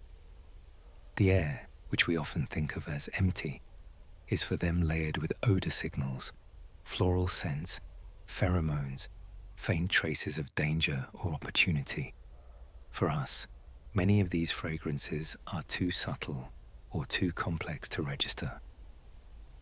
We catch only a fraction, like hearing just one instrument in a vast orchestra. You don't need to perceive every note of that orchestra. Tonight, especially, it's enough to hear only the softest ones, perhaps the hum of a fan, the distant murmur of traffic, or the comfortable silence of a quiet room, birds and the hidden compass. High above ground, migrating birds cross entire continents. They travel from breeding grounds to wintering grounds and back again, often returning to the same general areas year after year. To do this, they use more than just sight. Some birds are sensitive to the Earth's magnetic field. They may perceive it as a kind of directional sense, a built-in compass that helps them maintain course even when clouds hide the sun and stars. Others use subtle cues from polarized light or patterns of stars, or the position of the sun and the time of day. Layer upon layer of signals guides them across oceans, mountains, and unfamiliar terrain. To us, the sky looks vast and undifferentiated. To a migrating bird, it is full of quiet indicators, markings on an invisible map they can feel without ever seeing it drawn. As you lie here, you don't need to navigate anywhere. You are not in migration. You are not crossing continents. You are simply resting, and your map for the night is very simple. From wakefulness to sleep, you can let your inner compass point in just one direction now, toward deeper rest. Signals you don't have to carry. All of these animals, elephants with their low rumbles, bats with their echoes, whales with their songs, snakes and cats with their vibrations, insects with their scent trails, birds with their magnetic sense, live in a world that is fuller and more layered than what human senses alone perceive. Yet none of them are overwhelmed all the time. Their bodies and nervous systems are built to handle those signals naturally. They do not sit around worrying about every vibration, every chemical trace, every flicker of a field. They respond when needed, and the rest blends into the background. You too do not have to respond to every notification, every thought, every memory, or every noise. Especially now, you can imagine turning down the volume on all of that, the rumble of concerns far away, like elephant calls on a distant plain, does not need your attention tonight. The quick, darting worries of the day, like bats' rapid echolocation, can soften into a slow, barely noticeable hum. The emotional currents that sometimes feel strong can become, for now, like deep whale songs, present but far away, barely reaching the surface. You're allowed to let your senses and your mind take a break. As you sink further into comfort, you might picture yourself somewhere very calm, perhaps in a quiet field at night, under a gentle sky, or floating on still water, eyes closed, or resting in a safe room, lights low, wrapped in a blanket. Around you, the living world is still full of signals, movements, and quiet communications, but none of them demand your action right now. Elephants can listen to the ground, bats can survey the night, whales can attend to the far ocean, birds can read the sky, insects can follow their trails. Your role at this moment is simply to be a peaceful witness, or to let even that fade and drift into sleep as part of a planet that is very much awake. You don't have to close your senses by force. They will naturally soften as your body relaxes and your brain waves slow. At some point, the world of signals will grow distant, and your awareness will slip quietly into dreams or into the deep, dreamless rest that your body knows how to find. Chapter 10. Brains without brains. When we think of intelligence, we usually picture a brain. A human brain, a dolphin brain, a bird's brain. A central control center where decisions are made, memories stored, problems solved. But on Earth, intelligence doesn't always look like that. Some of the most intriguing examples of problem solving, coordination, and resilience come from creatures that have no brain at all, or from groups of many small individuals acting together like a single mind. As you listen, you can imagine your own brain being allowed to do less, not more, letting quiet automatic processes handle what they can, the way these brainless systems do. You don't have to be in charge of everything to function well. Life is full of proofs of that. The slime molds gentle mazes. One of the most famous examples of brains without brains is a strange organism called a slime mold. Slime molds are neither animals nor plants in the usual sense. They live part of their lives as individual cells and part of their lives as a larger spreading mass. Imagine a thin yellowish or whitish network like a living vein pattern gliding slowly across a damp surface, rotting wood, leaf litter, or the underside of a log. This is a slime mold in its plasmodium stage, a single giant cell with many nuclei flowing and pulsing like a quiet living puddle. It has no brain, no nerves, no central director, and yet it can solve problems in ways that look remarkably clever. In experiments, scientists have placed pieces of food, like oat flakes, in different locations on a surface, and then introduced a slime mold over time. The slime mold spreads out, exploring in many directions. Where it finds food, it strengthens its tubes and branches. Where there is nothing useful, it withdraws, letting those parts shrivel. Gradually, what started as a broad, messy spread becomes a neat network, a pattern of connections that links the food sources efficiently, avoiding unnecessary paths. In some setups, the network the slime mold creates is similar in structure to human-designed transportation systems, like rail networks connecting cities on a map. But the slime mold never thought about this the way we do. It simply followed local rules: grow where conditions are good, retreat where they are not, reinforce the paths that bring in the most resources. From those simple rules, a complex, efficient pattern emerges. You can imagine it at work, like a soft, living mind, spread out over a surface, feeling, adjusting, but never worrying, never planning in words. If you picture yourself for a moment as a slime mold, your life becomes less about planning everything in advance and more about gently sensing. Here, things feel nourishing. I can move a little more this way. Here, things feel dry or empty. I can withdraw a bit. No big decisions, no heavy thinking, just quiet adjustment. Your day, your week, your whole life can sometimes benefit from this approach. Tiny changes, small experiments, reinforcing what feels healthy and kind, letting go of what does not. Just as the slime mold does not scold itself for exploring a dead end, it simply retreats. You, too, can allow yourself to step away from paths that don't work for you without needing to call them failures. They were simply places where you learned not here and then moved on. Ant cities without architects. Another example of brains without brains comes from ant colonies. An individual ant has a very small nervous system. On its own, it can follow simple rules: walk, smell, taste, carry, follow, turn. But put thousands of ants together, and something extraordinary appears. Ant colonies can build complex nests, find efficient routes to food, defend themselves, raise young, and adapt to changes in their environment. There is no single ant acting as a designer or boss who knows the master plan. Even the queen is not a ruler in the human sense. She is mainly an egg layer.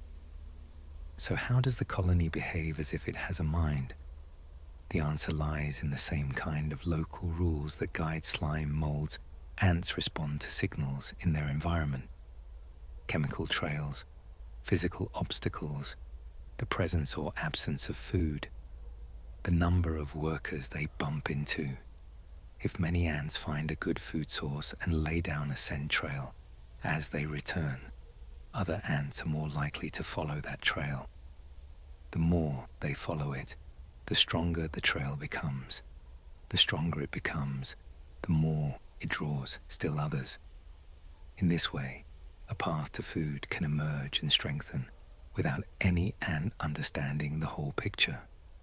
Similarly, ants building a nest respond to local cues, where scent marks are strongest, where materials are deposited, how crowded certain areas are. From their small decisions, structures arise, tunnels, chambers, ventilation shafts.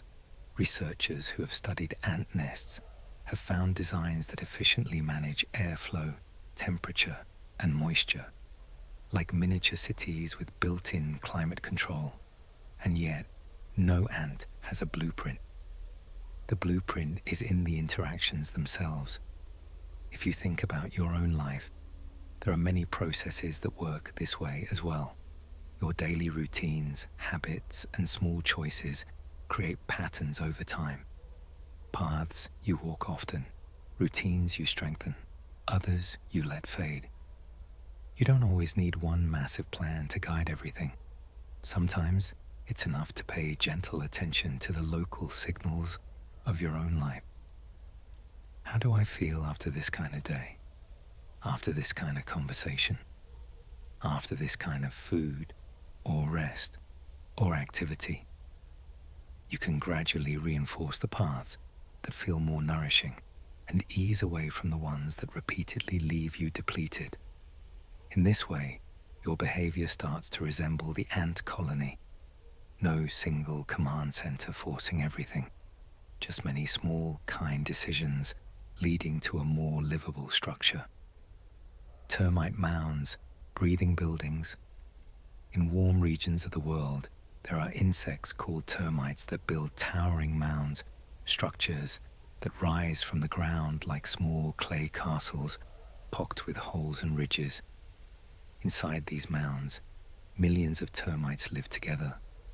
The interior has chambers for fungus gardens, nurseries, and storage, connected by passageways that wind through the structure.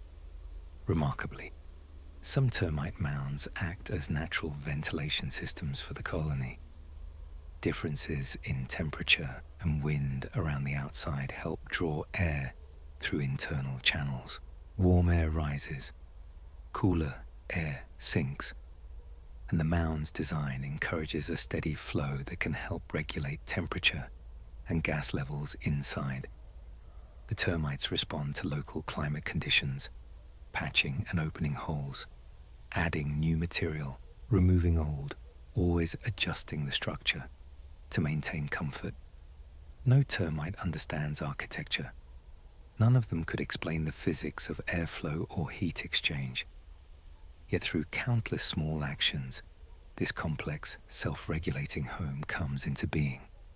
It's similar to how your body regulates its own internal environment. Your temperature, blood chemistry, and many other variables are adjusted all the time by feedback systems you never consciously manage. Your brain adds coordination, but much happens without your thoughts.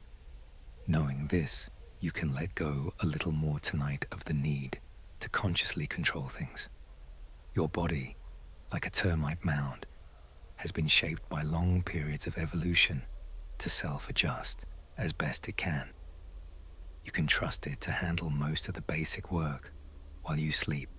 Coral reefs and collective builders. In the clear, shallow waters of some seas, you can find coral reefs, colorful, branching structures that look like stone but are actually built by living organisms. Each coral is made up of many small animals called polyps. Each polyp is a small, soft-bodied creature with a ring of tentacles. They extract minerals from the water and build a hard skeleton around themselves. When polyps live together in huge numbers, their combined skeletons pile up over time, forming massive reef structures. These reefs create complex habitats, sheltering fish, crabs, snails, and many other species. The coral animals do not have a central brain directing the construction project. Each polyp responds to its immediate environment, adding material, feeding, and hosting symbiotic algae that help it obtain energy. But the collective result is something vast. A reef that can stretch for kilometers and persist for thousands of years. Your own life may have similar patterns. You do small things each day, tiny acts of care, moments of work, brief connections with others. Individually, each one feels modest, but over years they accumulate like layers of coral skeleton, forming the shape of your relationships, your skills, your contributions. You don't have to build it all at once. You don't even have to see the final form. You just keep adding small pieces and the structure emerges, letting your own colony work. All of these systems, slime molds, ant colonies, termite mounds, coral reefs, show us that intelligence and order can emerge without a single controller. Instead, they emerge from interaction, feedback, and gradual adaptation. Inside you, something similar is always happening. Cells divide, repair damage, respond to hormones, neural circuits activate and quiet down, muscles relax and tense. Your microbiome shifts and balances. You are, in many ways, a collection of many small processes coordinating without a single you, giving explicit instructions. Your conscious mind is precious and powerful, but it doesn't have to supervise everything, especially now as you prepare to sink further into sleep. You can let your inner colony take over. Your breathing will continue. Your heart will keep its rhythm. Your brain will cycle through its natural stages of sleep, clearing and consolidating, even if you're not aware of it. You can give yourself permission to stop managing, stop rehearsing, stop evaluating like the slime mold, finding efficient paths by simply flowing and adjusting. Your brain will process what it needs to while you rest. Like the ants building tunnels without a blueprint, your experiences and memories will gradually arrange themselves into a structure of understanding over time. You don't have to do it all deliberately. As you lie here, you might imagine yourself as both the slime mold and the forest floor beneath it, as both the ant and the colony, as both the coral polyp and the reef. You are the small, moment-to-moment experience, and you are also the larger pattern that emerges from those experiences. Tonight, you don't need to solve anything big or design your entire future. You only need to participate in one simple action: rest. By resting, you feed the system that will handle many of the details for you. It's like giving your inner colony good conditions, moisture, warmth, quiet, so it can do its work. You can imagine your thoughts slowing down now, like an ant trail fading at the end of the day, each worry walking off into the distance. You can picture your body as a soft network of processes settling into a nighttime mode. Heart slower, breath deeper, muscles heavy. The more you let go of conscious control, the more these quiet background intelligences can carry on, and they will. They have been doing it since long before you ever knew their names. Chapter 11. A single language of life. All across Earth, from deep sea vents To mountaintops, from your own body to the leaves of a distant tree, life is writing itself in the same quiet alphabet. Tiny bacteria, towering redwoods, mushroom networks in the soil, whales, birds, and you, all of them carry instructions written in a common language, the language of DNA. As you listen, you can imagine that every living thing is like a book on a vast planet-sized shelf, each with its own story, but all printed with the same basic set of letters. You don't have to remember the details.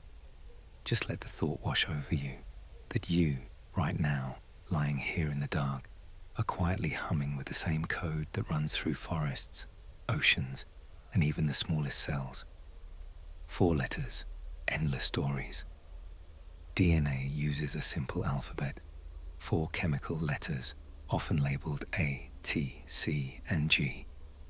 On their own, these letters are nothing more than molecules joined together, but arranged in specific sequences, they become instructions, recipes for building and running a living body.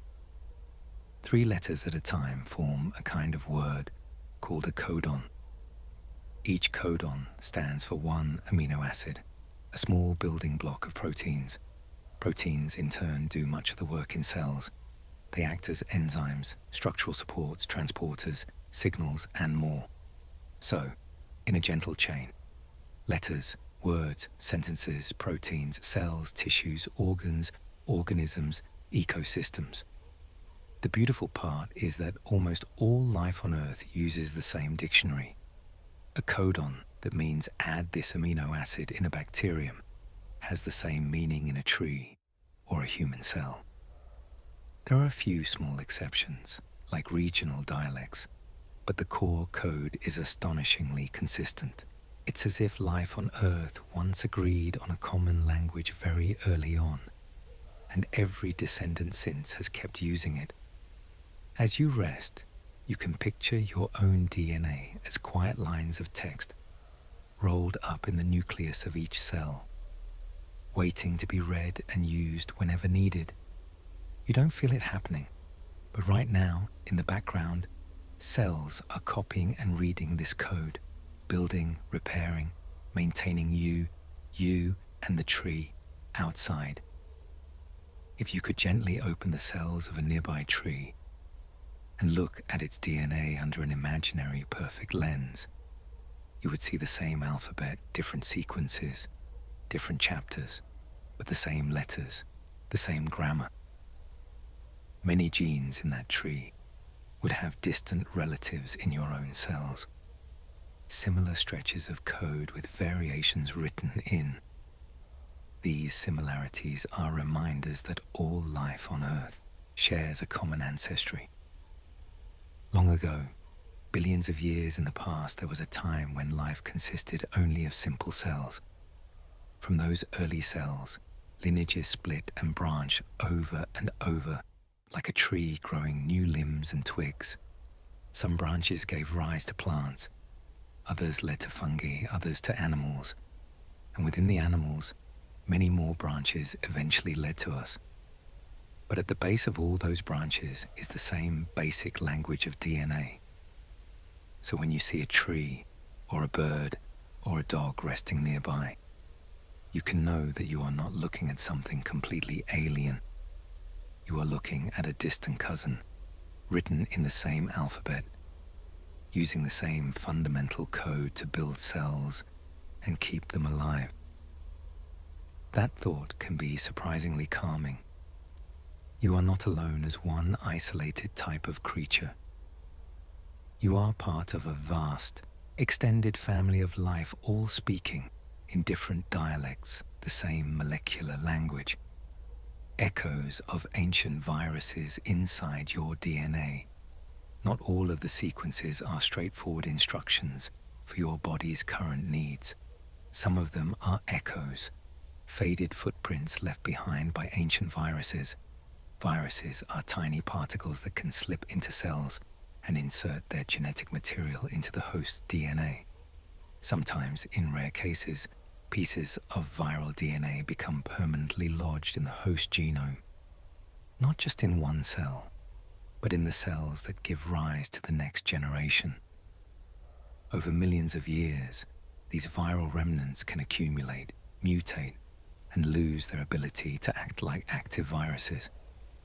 They become more like fossils, broken, scattered fragments of code that tell of infections long past in humans.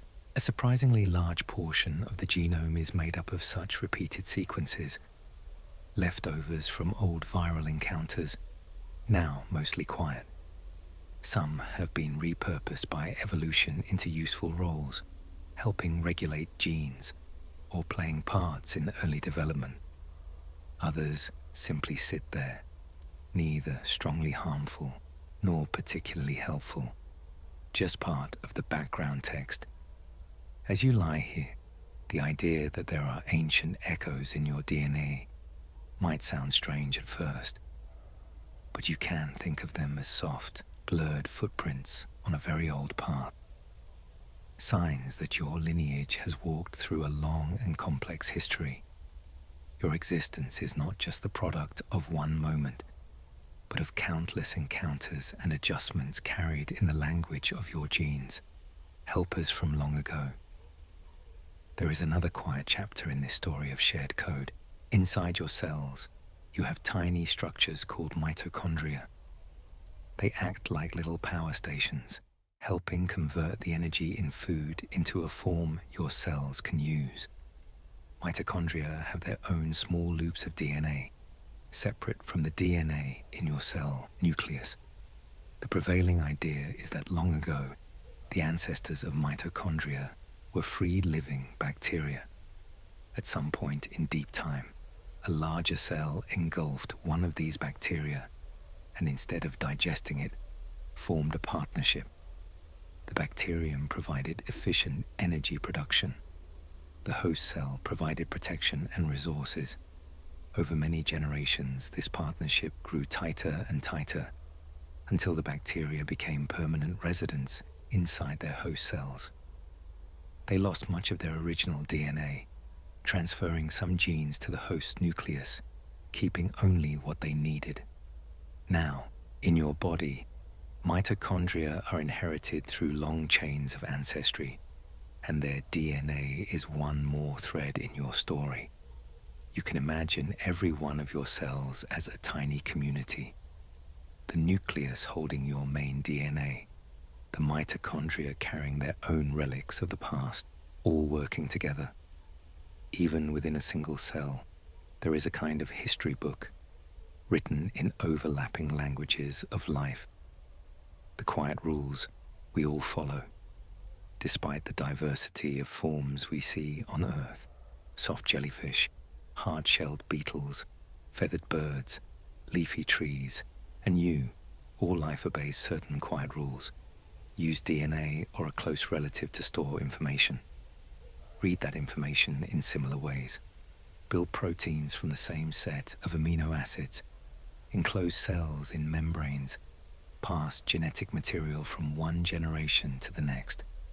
These shared rules are like grammar and syntax in the planetary language of life.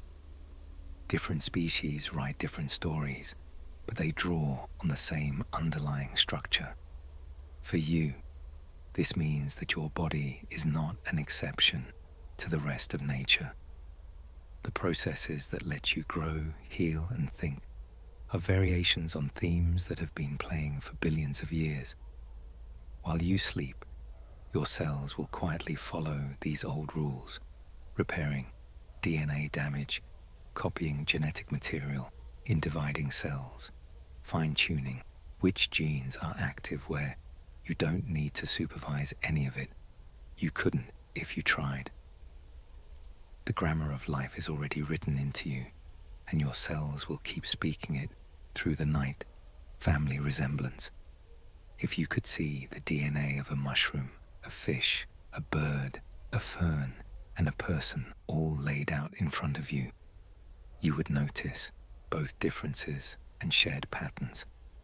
Some genes are highly conserved, meaning they have changed very little over vast stretches of time because they do fundamental jobs. These genes act like common phrases used by many different books in a library. Other regions are more varied, reflecting each species' unique path. In your own genome, there are genes that are strikingly similar to versions found in mice or fruit flies, or even simpler organisms. These similarities are not mistakes.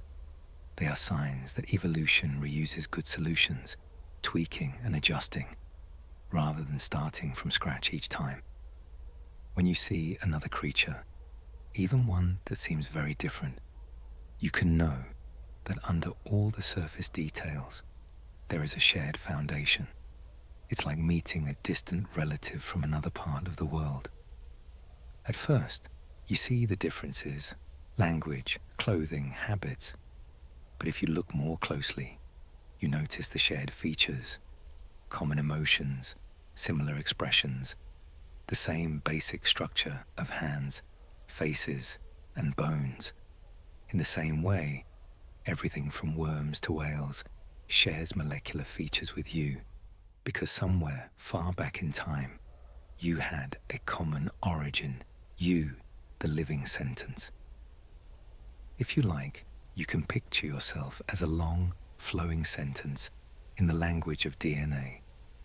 You were written through the combination of genetic material from your parents, shaped further by experiences, environment, and the tiny random events that make every life unique. You are not a static text, though. Each day you live, your story lengthens with new memories, new connections, new small changes in your body and mind. Your DNA provides some of the initial chapters, but you are also the author of many pages written since, not in molecules, but in actions, thoughts, and relationships. The reassuring part is that you don't have to force the basic structure of this story. Your cells already know the language. They have been using it since long before you were born. Tonight, as you fall asleep, the deep, quiet script will keep running. Cells dividing where needed, proteins being made, damaged molecules being cleared. Your conscious attention can rest. Your inner text will continue peacefully without you needing to read or edit it. As you breathe slowly, you can let this thought be a soft blanket, that you are made of the same letters as forests and oceans, as birds in the sky and fungi in the soil, that your body carries echoes of ancient viruses and ancient partnerships, woven into the code that lets you exist, that you are both an individual person with a unique story and also a line in the long poem of life on Earth. You don't have to understand every stanza of that poem tonight. You can simply feel that you are part of something long, continuous, and shared. The language of life will keep speaking in you while you sleep. Chapter 12, Breath, Stardust, and the Family of Earth. As you lie here, breathing in and out, it's easy to feel like your breath belongs only to you. Air goes in, air comes out, and the world beyond your room feels far away. But the truth is that every breath you take connects you to forests, oceans, animals, and people all over the planet, and even further back, to stars that burned billions of years ago. This chapter is a soft reminder that you are not separate from the rest of existence. You are woven into it, atom by atom, breath by breath. You don't need to hold that whole idea in your mind at once. You can simply let it wash over you slowly, the way a gentle tide passes over sand. The breath you're borrowing. Take a slow, easy breath. You don't need to deepen it or do anything special. Just notice the quiet flow of air entering and leaving. The air you're breathing is mostly nitrogen, with a smaller amount of oxygen and trace amounts of other gases, carbon dioxide, argon, and more. When you inhale, oxygen moves into your lungs, into tiny air sacs lined with delicate membranes. Across those membranes, oxygen slips into your bloodstream, like a quiet guest being welcomed into a crowded room. Your blood carries that oxygen to cells throughout your body. Those cells use it to help release energy from the food you eat, powering everything you do. Thinking, moving, repairing, even resting. As cells use oxygen, they produce carbon dioxide as a byproduct. Your blood brings that carbon dioxide back to your lungs, and when you exhale, you send it out into the air again. So every breath is an exchange. Oxygen accepted, carbon dioxide returned. You can think of it as a very quiet conversation between you and the atmosphere. Now imagine a forest somewhere. It doesn't have to be a specific one. Just picture tall trees, their leaves or needles reaching toward the light. In daylight, those leaves are busy performing photosynthesis. They take in carbon dioxide from the air and water from the soil. Using sunlight, they rearrange those simple molecules into sugars and oxygen. The sugars help feed the tree. The oxygen is released back into the air. You breathe in oxygen the plants have made. Plants use carbon that once left someone else's lungs, or yours, as carbon dioxide. The same is true of phytoplankton, tiny plant-like organisms floating near the surface of the ocean. They, too, take in carbon dioxide and release oxygen, helping maintain the balance of gases in the air. So when you breathe, you are participating in a shared cycle. Your exhaled carbon may someday help feed a leaf. The oxygen from that leaf may someday enter another person's lungs or your own. In some distant season, breath is not owned. It is borrowed, used for a while, and returned. Air shared. Across the world, the air in your room may feel like something local, confined within walls. But the atmosphere is a single, connected envelope wrapped around the planet. Over time, air masses move. Winds blow, storms churn, currents swirl, gases mix, spread, and mingle. This means that the molecules of air you breathe tonight have not always been here. Some of them might have passed through the lungs of a bird flying over distant mountains, or through the spiracles of an insect in a field. Some might have floated above the surface of the sea, or brushed past the leaves of a rainforest tree. Some molecules could once have been exhaled by other people. Someone laughing, someone running, someone singing, someone also trying to fall asleep. Air remembers no names, keeps no diary of where it has been. But physically, it is the same pool of material all living things dip into and release back. You and a person on the other side of the world are both drawing from that same shared ocean of air. Even if you never meet, there is a quiet connection between you, a subtle exchange that simply happens because you both exist on this planet. You can let that thought be comforting rather than overwhelming. You are not isolated. You are part of a gentle, continuous circulation. The water in your veins. The story of connection doesn't end with air.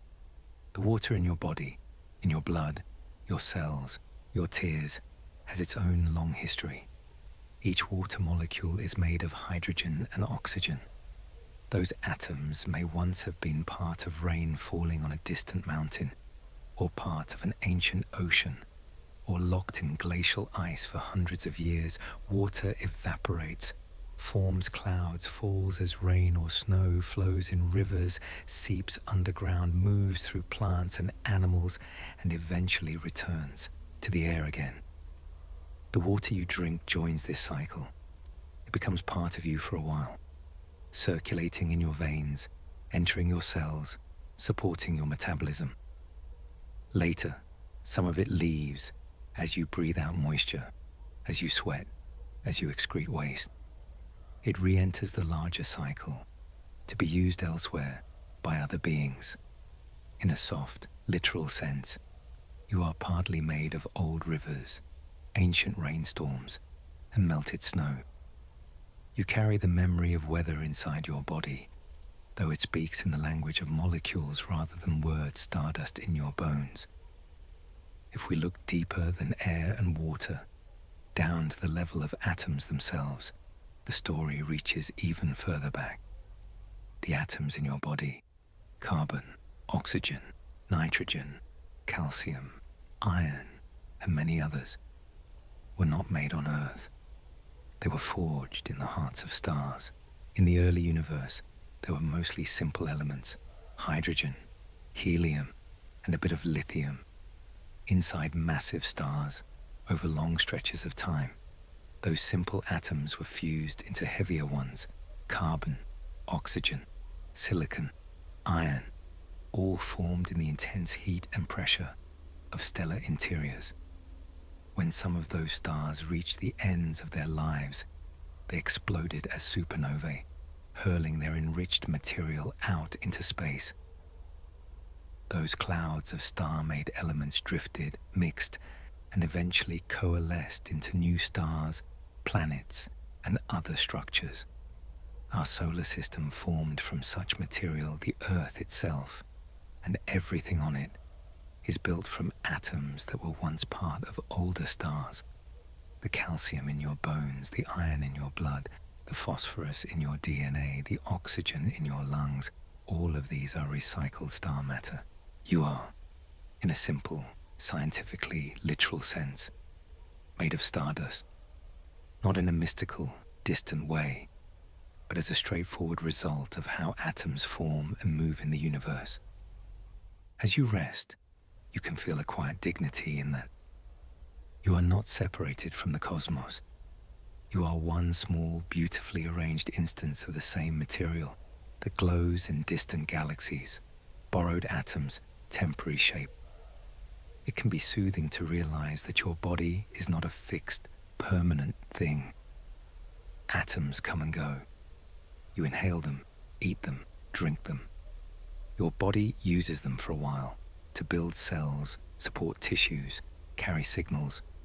Later, some of those atoms leave you and go back into the environment. They may join other organisms, become part of soil, air, water, rock. Over time, everything that currently makes up you will be recycled into other forms. That might sound unnerving at first, but it can also be deeply peaceful. You are not an isolated object trying to cling forever to one arrangement. You are a pattern, a temporary shape, in the flow of matter and energy. Your thoughts, memories, and experiences are one way that this pattern expresses itself for a while. When you rest tonight, you are allowing this pattern to maintain itself, repairing tissues, resetting systems, clearing waste, so it can continue a little longer. And at a much larger scale, the atoms themselves are not concerned with beginning or ending. They simply move, join, separate, and recombine. You are part of that dance, whether you are awake or asleep. The family of Earth all around the world, countless beings are breathing with you tonight. Some are awake, some are sleeping, some are hunting or foraging, some are tucked into nests, burrows, or beds. Plants are respiring, exchanging gases with the air. Microbes are active in soil, water, and living bodies. Animals are alive in forests, cities, deserts, oceans. Even if you can't see them, you are sharing the same planet, the same atmosphere, the same cycles of matter with all of them. You don't need to feel responsible for all of this. You don't have to hold the whole Earth in your mind. It is enough for tonight to know that you belong here. You are a member of this vast, interconnected family of life. Your heart beating, your lungs breathing, your mind drifting towards sleep. These are all completely natural processes for a living being on this world. there is nothing wrong with needing rest. The planet itself carries cycles of rest and activity, day and night, seasons, periods of growth and dormancy. You are allowed to follow that rhythm too, held by a quiet universe. As you sink deeper into your pillow, you can imagine the layers of connection gently stacking around you. First, your own body, breathing and repairing itself. Then, the room you are in, walls, floor, quiet objects resting in place. Outside, the air and weather, the local landscape, plants and animals nearby further out, the continents and oceans, cloud systems swirling, winds moving air from one region to another. Above that, the thin veil of atmosphere holding in warmth, shielding life beyond the sky, the vast darkness of space with its stars, planets, and galaxies. You are lying in a very small part of this universe, and yet you are made of the same material as the stars above. Your thoughts tonight are one tiny fluctuation in a long history of events, and that can be a relief. You don't have to solve everything. You don't have to understand everything. You can simply be what you are, a temporary, beautiful arrangement of stardust and breath, taking a much-needed rest on a living planet. If sleep has not come yet, there is no rush. You can continue to feel your breath moving softly in and out, as if you are gently rocking on an invisible tide of shared air. Atoms will keep flowing. The earth will keep turning. Life will keep going in forests, oceans, and cities, and you are allowed to let your awareness dim, to close your eyes, and to drift. Nothing more is required of you tonight. If you're still here with me, drifting somewhere between awake and asleep, thank you for spending this time with the Sleepy Science Facts. You've floated tonight through deep oceans and hidden vents, through frozen forests and ancient drifters, through invisible rock eaters, tiny pioneers living in stone, the vast crowd of life inside your own body, and the quiet language of DNA written in every living thing. And all along the way, you've been breathing shared air, made of the same stardust as forests, oceans, and distant stars. If you're already asleep, your mind has carried these images into your dreams, and you won't hear this part, and that's perfectly okay. This entire video was here to keep you company while you drift off, a long, soft reminder that you belong to a living planet that has been gently keeping life going for billions of years. If you are still just a little bit awake, you can take a moment now to notice how your body feels, heavier on the bed, breath slow and easy, thoughts softer around the edges. You don't have to get up. You don't have to do anything. You can simply rest in the feeling that you are part of Earth's story, one small, peaceful chapter in a very long book of life.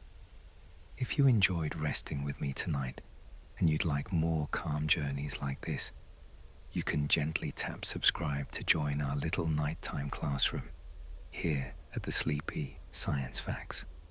A soft like on this video and a quiet comment also help more sleepy people find their way here. People who might need a gentle voice and some calming science to ease them into the night. You're always welcome to return to this video on nights when your mind feels busy or the world feels too loud. You can put this on. Let the words wash over you and let your thoughts drift far away from the stresses of the day. And if you wander through the channel, you'll find more long, sleepy journeys through the cosmos, through biology, through the hidden structures of reality, all told slowly, softly, so you can learn a little while you rest a lot.